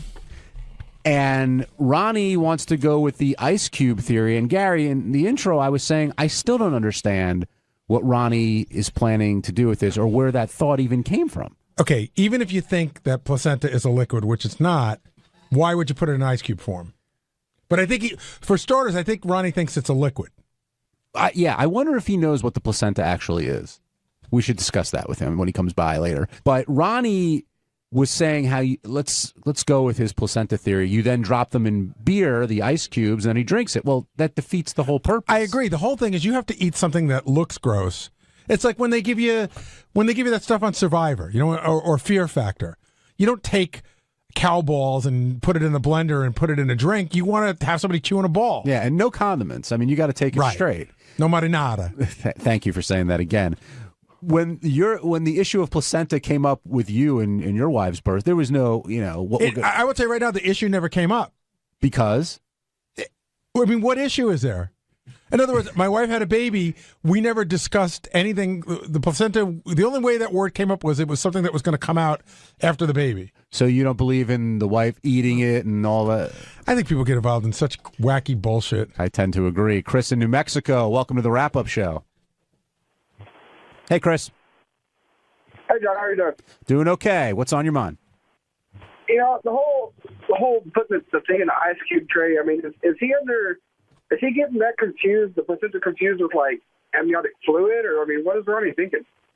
You know, I can't answer for him, but I don't think anybody can answer for Ronnie, but I think you're on the right track. I think he believes it's fluid of some kind that comes out when the baby is born. I don't believe he's sure what a placenta is. I don't think. I mean, he sits there and says he knows all this stuff about females, but I mean, the ice cube is just it's ridiculous. He's very well acquainted with female genitalia, I will say that. I wonder if Ronnie... Right, but I think everything on the inside, he has no idea what's going on. I wonder if Ronnie takes any weird things. Like, I wonder if he takes, like, squirt juice and makes popsicles out of it. Like, he would do... Do you think he would do something gross like that? Wait a minute. You think he makes squirt juice snacks or something? I don't know. He just seems to be... Like, why? What's the ice cube thing? He gets upset at us because we're all hung up about we sex have a lot of and what you do. You know, whereas he does everything and then some. Okay, Ronnie's here now. We started the show talking off about your placenta plan because we're a little confused by it. Why? Because, well, what is a placenta? That's the shit that comes out when the kid comes out. And how would you describe the shit? It's kind of formed, you know, but you still could freeze it. So you could put it in little, you know, you could actually cut it up if you want, put it in a little cube, put it in a little ice tray. Placenta cube. Make little cubes out of it. So you're saying cut it up Make ice cubes out of it. What don't you understand about making ice cubes? Because you're putting something that's not a liquid into a tray that takes liquid. No, but you can mix it with a little liquid, put a little beer in it, and, you know, mix it up, and then make ice cubes out of it. It's almost like a piece of freezes. Well, it's almost like but it's like a piece of lobster. If you put a piece of lobster in an ice cube, then you have an ice cube with a piece of lobster in it. But yeah, so what? You put it in lumps and you put it in, you know. Right, but when it like you make Jello, up like a placenta crab cake. There you go. You take the placenta, roll it around in some breadcrumb, put it in a thing of water, put breadcrumbs. No breadcrumbs. I want it raw. Right. I want him to have it raw, and then you put it in, you know, put it in his beer. Let him drink jerky. We could smoke it. Yeah, exactly. Yeah. All right, now it's make meatballs out of it. Now it's making sense. But what Gary had a theory. Well, you should ask him, Gary. I just wonder, you're twisted in some things. I'm twisted. No, you get to when it comes to sex, you're very liberal. You're very liberal. Yeah, I am because I don't find it dirty. Right. So a lot of people are finding it dirty. Would you ever take you've never taken squirt juice and made a popsicle out of it? No, but would you? You could. You could? Yeah, exactly. You could. Yeah. Thank you, Ronnie Jr. Thank you. Would you ever do something like that though? For the right thing, I would. Well, what? Forget the right thing. I'm talking. You're pretty adventurous in your sexuality. Hey, I'm eating shit. I mean, give me a reason. Yeah, give me her squirt. I'll drink it. I have a question. Has Stephanie ever come to you? All right, I'll tell you what. Forget Stephanie. Has any girl ever come to you with a sexual request that you wouldn't do? No. Wow. Have you ever gone to her or any woman with one that they wouldn't do? No, actually, if you play it right, a girl will do anything. It usually starts with putting on the Met game. What's the craziest thing that you've done with a woman?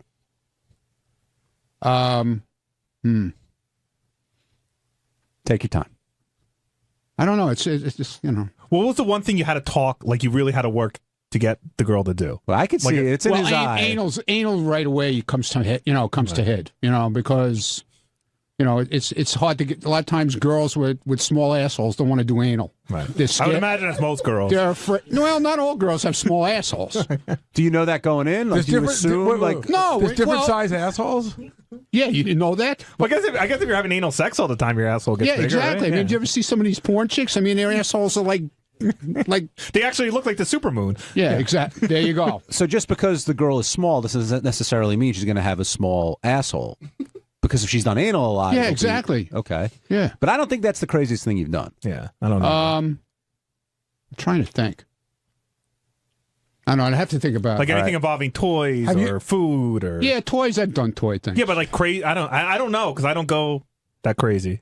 This is one I've always wanted to ask. Go ahead, man. Let it all out on the table with all these people here. Go ahead. What's the largest group of people you've ever been involved in that was having sex together? No, I've told this story. Only the four, right? It's me and this other guy and two girls. We were just in this motel running back and forth. No group thing, huh? No, I'm not into that group. That's the only thing I'm really not into. I wouldn't do that group shit. Swinging Salem here. I'll bring another girl in.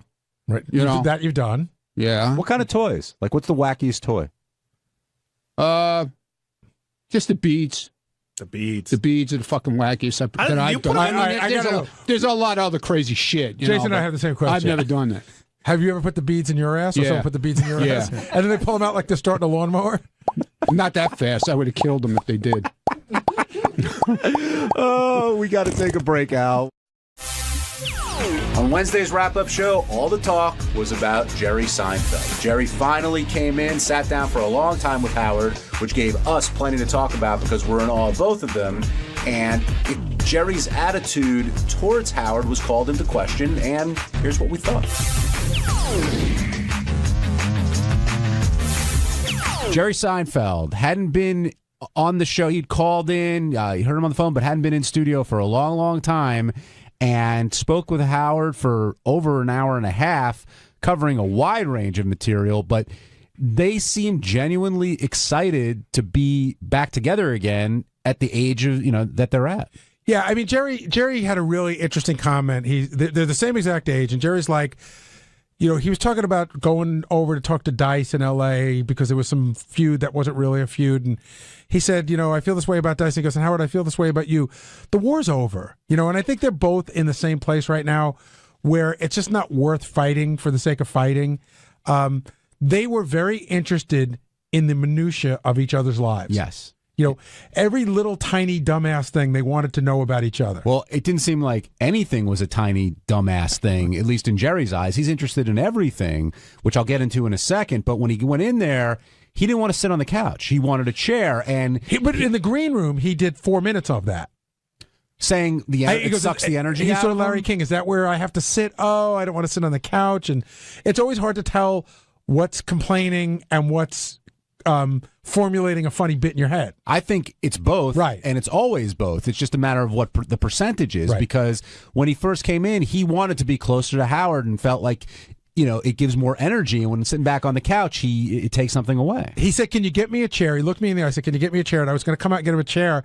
And I got to the back little door, and Howard goes, "Oh, Jerry, just be quiet and sit on the couch." Would you say it's fair to call Jerry irritable? Jerry calls himself irritable. I know. Howard keeps saying angry, but he says irritable. And there's actually a really good interview in Entertainment Weekly where he talks about how he had Letterman on his show, and as soon as Letterman got there, he was irritated. And Jerry talks about how he can feed into anybody's irritation. Why don't you think Jerry said he's not big on enjoyment? What did he mean by that? Like, do you really think he doesn't enjoy things in life? Well, he says he doesn't. And he says, he goes, what was the line? It's like, my job is to make other people enjoy it. I don't have to enjoy it. That's either very evolved or I don't know what else you would call it. I think he meant that more as a comedian. Like, if I can make you laugh, I'm okay. Versus, it seems to, and it's always been about that for Jerry. Like, making the other people laugh and killing in whatever situation. If it's 2 people, if it's 200, 2,000. Well, that story he told about performing for the 16 people on the couches was amazing. Yeah, that's pretty cool. And when he said, "Hey, if I get 10 of the 16, it means I'm killing." What did you think of when he said that success is the enemy of comedy? I think that, again, you hear rock stars talk about this too, that, people do their best. I read a ton of biographies. I love to read biographies. And the best part of somebody's biography for me is always the struggle. The struggle right till they got to that moment where it broke open for them. And then I find a lot of times after that it gets very boring. And I think what he's saying is that you can't, if you're not struggling, then you're not really honing your craft. The thing that really resonated with me during the interview was how Jerry kept saying and took pride in the fact that he's always working on his material. And Howard's like, well, if we go out, you're not. And Jerry's like, no, I'm always working on material. But Jerry, on the other hand, later was saying he's very happy with his wife. He's happy with his life, yet Howard seemed to be really not thrown by that, but fascinated by it. Well, confused, and that's when it got into what I thought was the most interesting part of the interview. When Howard's like, well, you know, when you're talking to if you're fighting with your wife, and so now Howard's going down the psychotherapy road, and he tries to bring Jerry down there. Like, Jerry, I bet you didn't like your father, this, that, and Jerry totally deflected. And he's like, this is a bunch of bullshit. And, you know, oh, do you two, is that what you two talk about in your therapy? Yeah. You know, dripping sarcasm, which I thought was great. Jerry's like, listen, I think therapy is bullshit and I'm not going and you guys are wasting your money. Not only did he say that, he's like, just do it. You know, well, I'm thinking about, no, just do it. And Howard's like, no, you got to process it. And Jerry's like, no, just if you want to do something, you do it now. And he's in a position in life where he can do that. And sometimes people take advantage of that, and sometimes they don't. Yeah, I also thought it was interesting how he talked about that, you know, and I don't know whether this is being really self-aware or even a little bit of smugness. When Howard said, well, you know, when you walk in a room, do you think everybody says, oh, Jerry Seinfeld's here? And he goes, no. And Howard goes, really? He goes, no. He goes, I really don't think about what other people are thinking about. But the one thing that stuck with me was Jerry saying, the way he speaks about comedians, and we've heard it before. Like when comedians talk to other comedians, it's a different kind. It's a club that you're not in, unless you're, you know. And I couldn't tell if he was kidding about Howard not being funny enough, or he really did feel Howard wasn't funny enough to kind of have that kind of conversation. See, but you know, if you were saying just stand-ups, like I thought it was interesting because Jerry Lewis is not a stand-up. Now I know that him and Dean Martin did do a stand-up routine back in the 50s, long before Jerry could have possibly seen it. So when Howard said, is Jerry Lewis funny, Jerry just gave him this like look like, are you fucking kidding me? And he started reeling off all his movies. So I'd say in the same way that you say that Jerry Lewis is funny, Howard Stern is funny. But maybe Jerry Seinfeld doesn't recognize that. What did Robin mean during the interview when she stopped and had that realization, quote, you are Seinfeld? What was she trying to say? Because he goes, that what you see is what you get. Like the guy on the show is pretty much the guy that was being interviewed. Is that surprising to you? Not to me. What about you, Ronnie? I just came in for a comment, that's all. After he left the show, he went downstairs and he had like a meeting with his people. And I'm not going to say what they talked about, but he was up last night preparing for Howard. He came in with his exact words were, he had ammunition if Howard went to certain subjects. That's so funny. That's so funny. I had told his publicist that Howard really is working on preparing for this interview. Howard did homework, a lot of homework. Went to go back and look at old Jerry stand-up clips, wanted to really be ready. He almost seemed surprised that Howard put that much work into it. But Jerry clearly put a lot of work into it as well. Stephen in Brooklyn, you're on the wrap-up show. Yeah, I mean, don't you think Curb Your Enthusiasm is equally as good and probably better than Seinfeld? Well, they're different. I mean, Seinfeld was great for its time.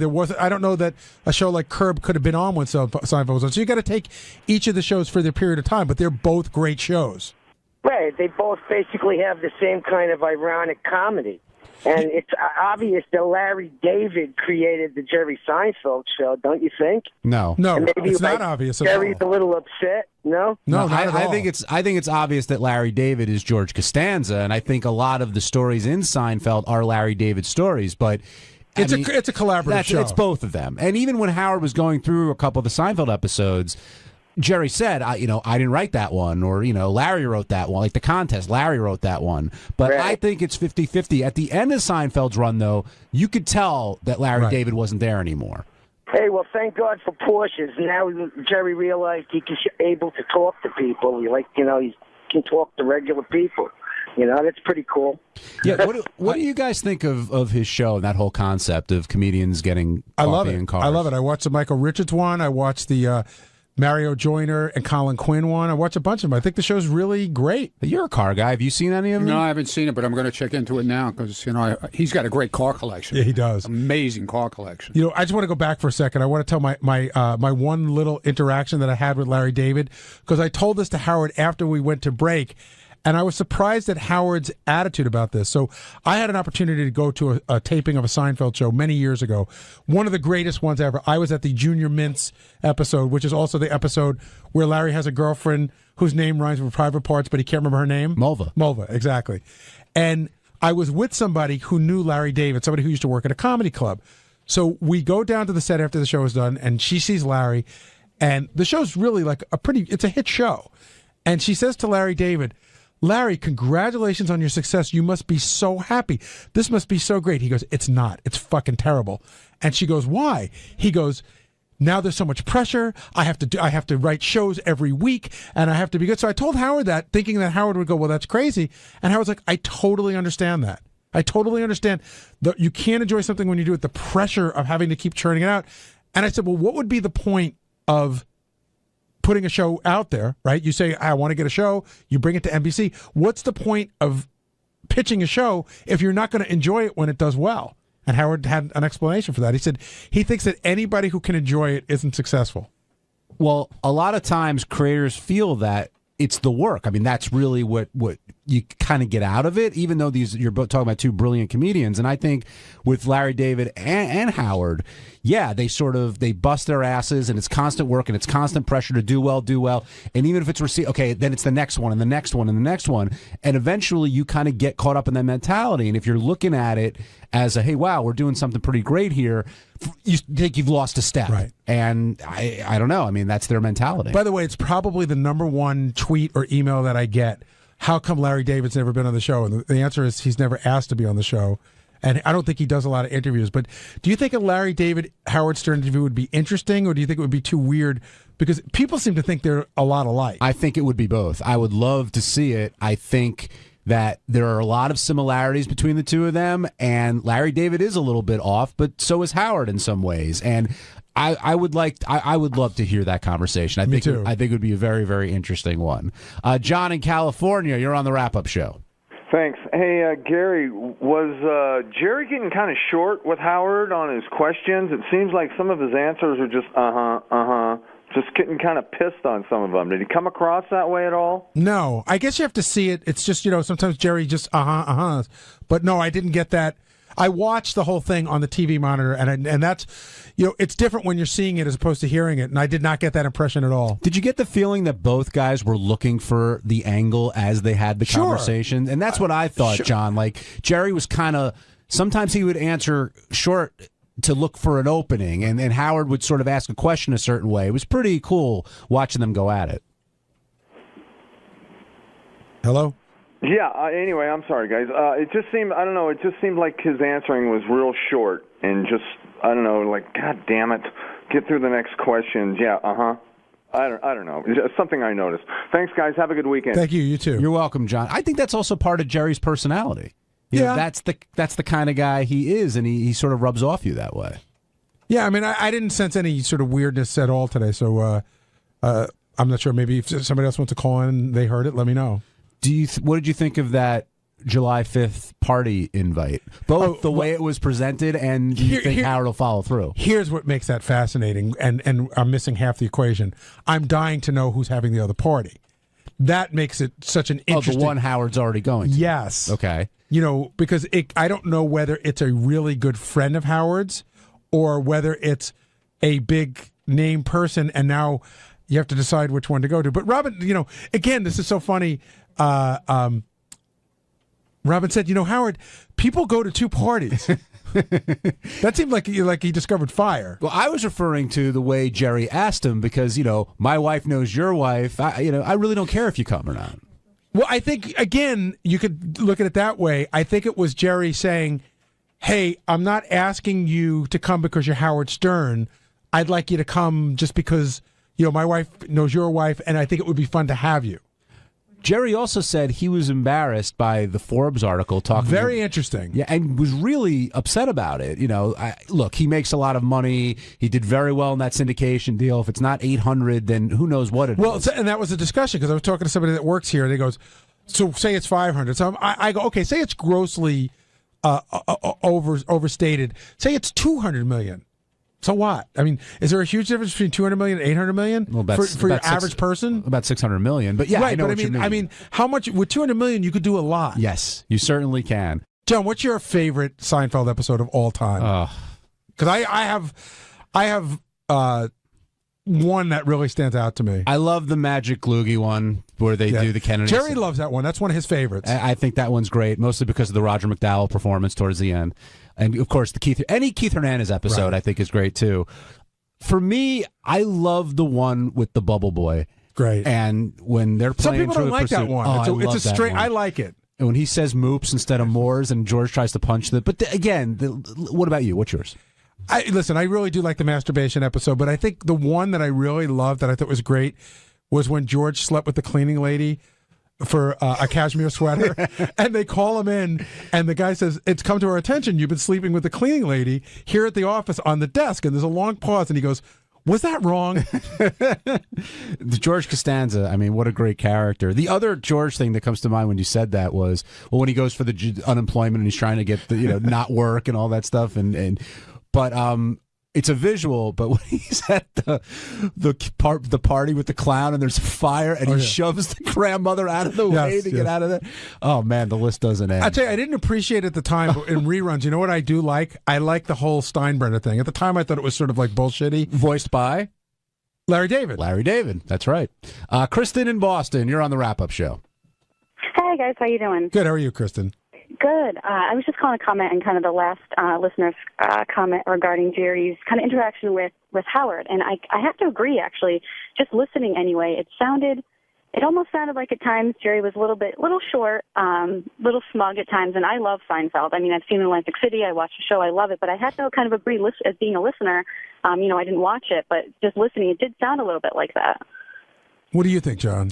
I could see it. I mean, I heard it a couple of times, but I think that's part of who Jerry is. And when he's doing an interview, I said before, it's kind of his way of mixing it up a little bit.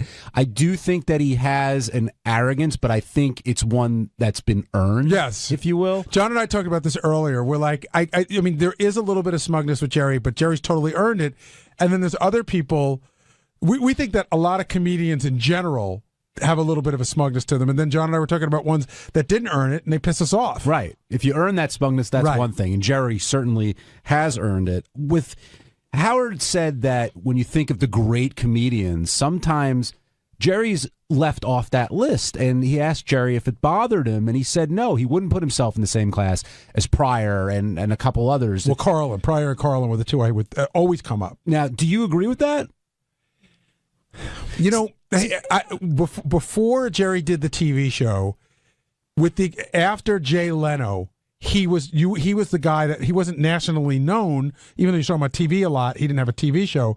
People would talk about like he is a comics comic. He is one of those guys that works a lot and is a brilliant comedian. I saw him at Westbury Music Fair before he had the TV show. And I agree. I mean, it's one of the best sets I've ever seen. All the Superman stuff and all that other stuff. But I think that I almost wonder that because Jerry wasn't like doing the cutting edge stuff, like we talked about Richard Pryor talking about getting burned up or cursing or that kind of thing, whether he moves down the list. Yeah, he's definitely up there, but whenever you bring it up, people always hesitate. They're kind of like thinking about it. Whereas Seinfeld, the comedy, it's top 3 all time, I think, on everybody's list. Brian in Pennsylvania, you're on the wrap-up show. Hey, what's up, guys? Awesome to speak to you. Huge Seinfeld fan, man. Huge. I was kind of off-put for the simple fact that when Jerry was in, he kind of seemed to not give Howard the credit that he deserves on his comedic ability. He kind of was like saying that Jerry wasn't a comedian, or that Howard wasn't a comedian. You know what I mean? I couldn't tell. John and I talked about this, too. I couldn't tell if Jerry was sort of jabbing Howard, like whether he really didn't mean that, but saying it was just sort of poking him for fun. I think it was a bit of a poke, but I also think he was saying Howard's not a stand-up comedian. It's different because Jerry analyzes comedy to death. There's different, like Jerry clearly a stand-up who then went, and I thought this was interesting too. He was talking about Leno. You either go the talk show route or you go the sitcom route. With Howard, it's a different brand of comedy. He's a different type of entertainer. Because when we did the ID with him, he was talking. He couldn't believe that Howard was on from 6 till 10:45, 10:30 every day. I mean, that is, Chris Rock always comments on how he'd go crazy after doing it for a week. But I do think that Jerry does find Howard funny. And what I was going to ask Ronnie, but he stepped out, was if Howard did do Jerry's show, would he be comfortable in the car? And do you think it would be a similar conversation to what we heard today? I think it would be a lot like what we heard today. Howard would be like, "Oh my God, why did I agree to this? Why did you bring this little shitty MG? You know I'm 6'6". Why are we going to Brooklyn? Can't we just go around the corner from my house?" Jared in Detroit, you're on the wrap-up show. Hey now. Hey, Jared. Great interview, and I just love to hear Seinfeld's analysis of comedy. There's two comedians that really changed my perspective on what the comedy lifestyle is all about. Artie, for one, as far as the lifestyle and, you know, the grind of going from city to city. And I used to think that comedians were like the most happiest-go-lucky people in the world, but he obviously changed my perspective on that. And then Seinfeld's the other one as far as just the science and the art form of it. You know, it's not enough to just be a funny guy, but there's so many variables that go into it. You know, you obviously have to have the funny premise, but you have to have the, you know, choose the right verbiage and have the right cadence, and it's just really interesting to hear him break it down. He did a thing in the New York Times on their website a couple of weeks ago where he sort of broke down how he created a joke or a bit that he did. And it is, you know, some comedians will say, like, this is bullshit. It's not a science. You know, you either got it or you haven't. Jerry treats it like a science. Yeah, that article's still up there, and there's some video, too, that goes along with it where you can see him doing his thing. But another moment that stood out for me was, I forgot what the conversation was, but Howard responded to Jerry and like kind of waved his hands a little bit and did a thing. And Jerry goes, "That was a Kramer. Like, you did a really good Kramer moment there." And it was actually a Kramer moment without Howard even realizing it. But today, with Howard talking to Larry King and then Howard talking to Jerry Seinfeld, I mean, these are the days you dream of, because you've got literally the best in the business doing their thing. Two great guests, two great interviews. And by the way, I talked to Howard about this after the show, too. So much work went into both of them. You know what I mean? There was a lot of work. Howard really wanted a lot of research on both of them. He was very well prepared. He could have taken these interviews in any number of directions. He was ready for everything.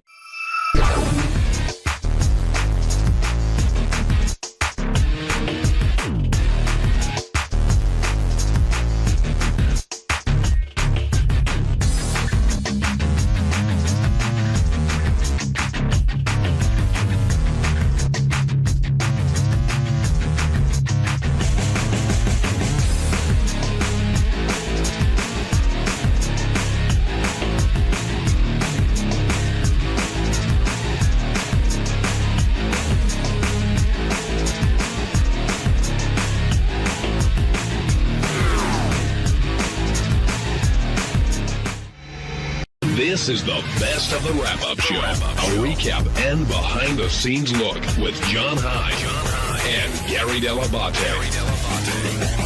The best of the wrap-up show begins now. Hey, it's Gary Dell'Abate, Baba Booey. On Monday's wrap-up show, we talked about JD and his diet, and he said Will's a liar about how many cupcakes he eats. We talked about using the N-word in rap songs and whether it's appropriate for white people to sing it. We talked about Ronnie's tattoo. A hell of a lot went on. Here's what it was.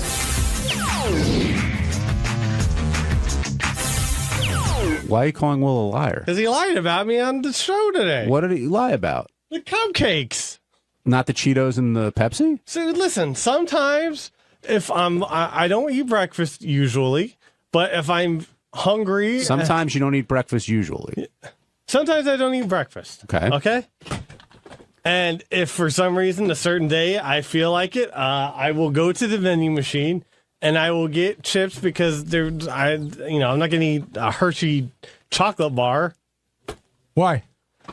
Why are Doritos better than a Hershey bar? Oh, well, I don't know. They're both. Something tells me I thought the chips would be healthier. Well, they're both not good. But are you saying that you don't eat any when the crumb stuff comes on Wednesday? You don't eat any of it? I'm not saying I never have. Then Will's not a liar. Oh no. Okay. He said I've gone there with 2 or 3. He said I carried a box. He's being an asshole. Well, the box he was kidding about, but he said he said I'm not eating. You were down on him like Tic Tacs. No. Okay. Because he's being fucking jokester Will. No. If I have one, does jokester Will get under your skin? Yes, he does. Have you told him this? Have you told him this in a serious way? Not a like play along. Oh, you're breaking my balls. Like really, it's getting on my nerves. Well, I mean, yeah. I don't know. Well, you think that people would? Nobody does that here. Well, I want to know if he actually tried to do that.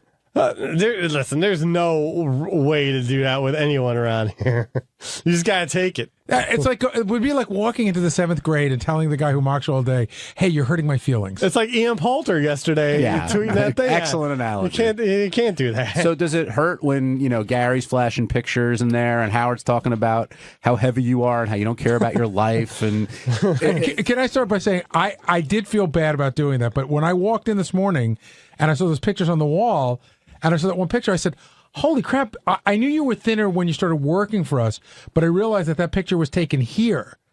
So you got heavier here. Listen, after I got done with the meds, something happened. I don't know if that was it or my body somehow changed all of a sudden. Yeah, you turned 30. Yeah, whatever, yeah. No, but shit happens. Gary, I know. Well, also his hair is longer. He's not shaven. He looks different than he does in those photos. But you can regardless of the weight. I've been playing around with a few looks, yes. A few styles. You've been trying out a couple. I can. As Howard would say, why don't you play with thin for a while? See how that goes. All right. Well, you know what? I would if I had the discipline to do it. Who here is thin enough for Howard besides Howard? Will. Fred? Will. Yeah. Steve Brandano. Probably Brandano, yeah. Joe in Mount Pleasant, you're on the wrap-up show. Hi, Joe. Oh, hey, John, Gary. Hey, you guys think Howard's a little underweight for his height? How much does he say he weighs? He didn't, but he says he went around the 190 some area. Yeah, that's thin. He declared himself thin today. Yes, I mean, which he rarely does. Right. You don't see guys in the NBA. They don't say 6'5", 190. But even when Howard's in good shape, he thinks he's fat. Right. He's got that mentality. We've discussed that before. Yeah. And as a result, we're all fat. You were offended that he called you fat today. I've definitely put back some weight. I definitely need to lose some weight. He's right. It's about 15 pounds. But that's, he makes it sound like, here's the thing. You realize when you walk out of these doors that you're a little overweight, but he makes you feel like you're the fattest person in the world. And these people hear it over the air, and that's how they see you as. But how often do you meet people who hear you on the show, and the first thing they say to you is, wow, you're not as fat as Howard says you are. It would happen all the time at the certain events. Like as I say, at the block parties, it would happen. And yeah. So but there's that. But see, the thing with JD is, if you saw JD's not fat, but JD's just so much heavier than the way we met him. So to us, it makes a big difference. But you're right. I wouldn't I look at JD and say JD needs to lose some weight, but I wouldn't say, he's like big and fat. But you do look a lot different than the guy we met. I am well aware. By the way, the other thing I get, which is not an insult in any way, shape, or form, is, oh my God, your teeth are not as big as Howard says. Yeah. And sometimes I get you see, you're talking fine. You're talking fine. Well, yeah, I'm having a one-on-one conversation with you. And you're hot and I want to bang you. Well, something like that. Well, sometimes it's a guy. Ronnie. What are you doing? He's tweeting. No, I'm not. I'm answering a text message. You want me to wait and let me know when I can talk to you? I don't want to be distracted. Work related? Right, yes. Ronnie, a lot of people are accusing you of getting that tattoo for yourself, not really for your girlfriend, and then saying, oh, okay, I threw the C on there just to make it sort of for her, but it really was for you. You wanted that Superman logo. No, I like the logo, and it served two purposes, okay? That C is very, very tiny, though. Would you agree? Well, that's the whole idea. Why would I put this big, giant C in a logo that I like, but it has the same meaning, just a smaller version? Why not get her name tattooed or something else that's more stupid? I'm not putting somebody's name on. Why? Why is it stupid? I put my dog's name on me. That's it. So it was stupid when you did that? No. Way smarter, by the way. You realize, much smarter. You realize that most women would be insulted by the idea that you're willing to put your dog's name on your body, but not their name. Carrie, I did this for her. She knows that, okay? Did she ask for you to get that? We were talking about doing something for each other, okay? Did she get a tattoo for you? No, not yet. I don't know if she's going to. Okay. But we had talked about it. And I decided this is what I wanted to do. I like the logo. Is that okay? Yeah, it's fine. Why does it fucking bother everybody so much? That's what I want to know. It doesn't bother No, it people. does bother people. No, we're just curious. It bothers Howard to no end. We're curious to your mindset. That's Jeez, all. I guess my mind is fucked up according to everybody around. Nobody said that. I'm saying it. What bothered? I'm saying it because you guys, the way you're acting. I haven't said anything. I haven't really weighed in on this at all. What seemed to bother Howard is that you're not a Superman, like a real Superman fan. I like Superman. I grew up with Superman. I watched George Reeves. I watched it till he dropped dead. You know, what do you want from me? You didn't even know what I don't have to be an expert. I like the expert. TV You didn't show. know what kryptonite was. I know what it is. That's not what you said on the air when you were quizzed. Look, Will, go worry about whatever you got to worry about. Don't worry about me. Now, okay? do you think that's what he's worried about? Don't worry about me. Can't help it. Please don't. Is the tattoo in lieu of an engagement ring or something else? No. Does it help? Okay, it's not in lieu. But when I did it, it was like I gave her a 10-carat ring. So she was so excited when I came home. Would you think subliminally it helps put that discussion off a little bit? No, because we've had this discussion. We've had the discussion. I heard she has it, and you just listen. Yeah, okay. No, I answered. I had comments. What tattoo would you like her to get for you? I have no clue. She'll do whatever she wants. Doesn't bother you? No. And do you expect to see like a little M on the bottom of it, like you did with yours? I don't know what she's going to do. She should get a shark eating a dolphin. Or a shark eating a baby. Is that what he has? No. I got a shark with bones coming out of its mouth. It's no baby's head. Like everybody, he's always saying there's a baby's head. There's no baby's head. Why did the security team run the other way at Nobody AGT? ran at all. I'm telling that's what Howard said. I know what Howard said. So you were in on this prank? I wasn't in on the prank. You were aware of the prank? No, I was not aware of the prank. I was aware 3 hours ahead of time that Howie Mandel came in with a rubber snake to the building. I didn't know what he was going to do with it. Is that like something that you guys whisper that in your sleeve, or somebody just mentions it to you? No, we saw it. We were standing right there. He was making a whole scene outside the building when he was coming in. So why not? And they have that on camera. So if you guys want to see it, ask AGT to show it. So why not let Howard know that Howie's got a rubber snake and maybe up to something? Why would I tell him that? I have no idea what he was doing. What he could have brought it for somebody's kid. It was in a bag. Aren't you hired to protect Howard? From a rubber snake? Well, who knows? Gary, At least give him a heads up. Gary, would you have made Howard aware? Yeah. Will, you were going to... I'd be very honest. You are so full of shit. What? Look at you. You're laughing your ass off already because you know it's stupid. I would have done... I'm going to go, Howard. Guess what? Howie brought a rubber snake into the building. This is how you do it. This is how I really would have done it. You would seem foolish if you said, Howard, as your head of security, I want to let you know that Howie Mandel has a rubber snake. That's foolish. Mm-hmm. However, in your conversation with Howard, you could say, it's the weirdest thing. Howie was out front with this rubber snake. I don't know what he's got planned for, but it was weird. He was shooting a whole thing with it. Why not do something like that? Why do I have to say? I'm not supposed to be involved in anything. Remember last year I was involved in too many things. No, you're involved with protecting Howard. From a rubber snake? He doesn't want to be pranked. Ronnie's too busy with his own pranks. But he wasn't pranking anybody. He was pranking everyone, not just Howard.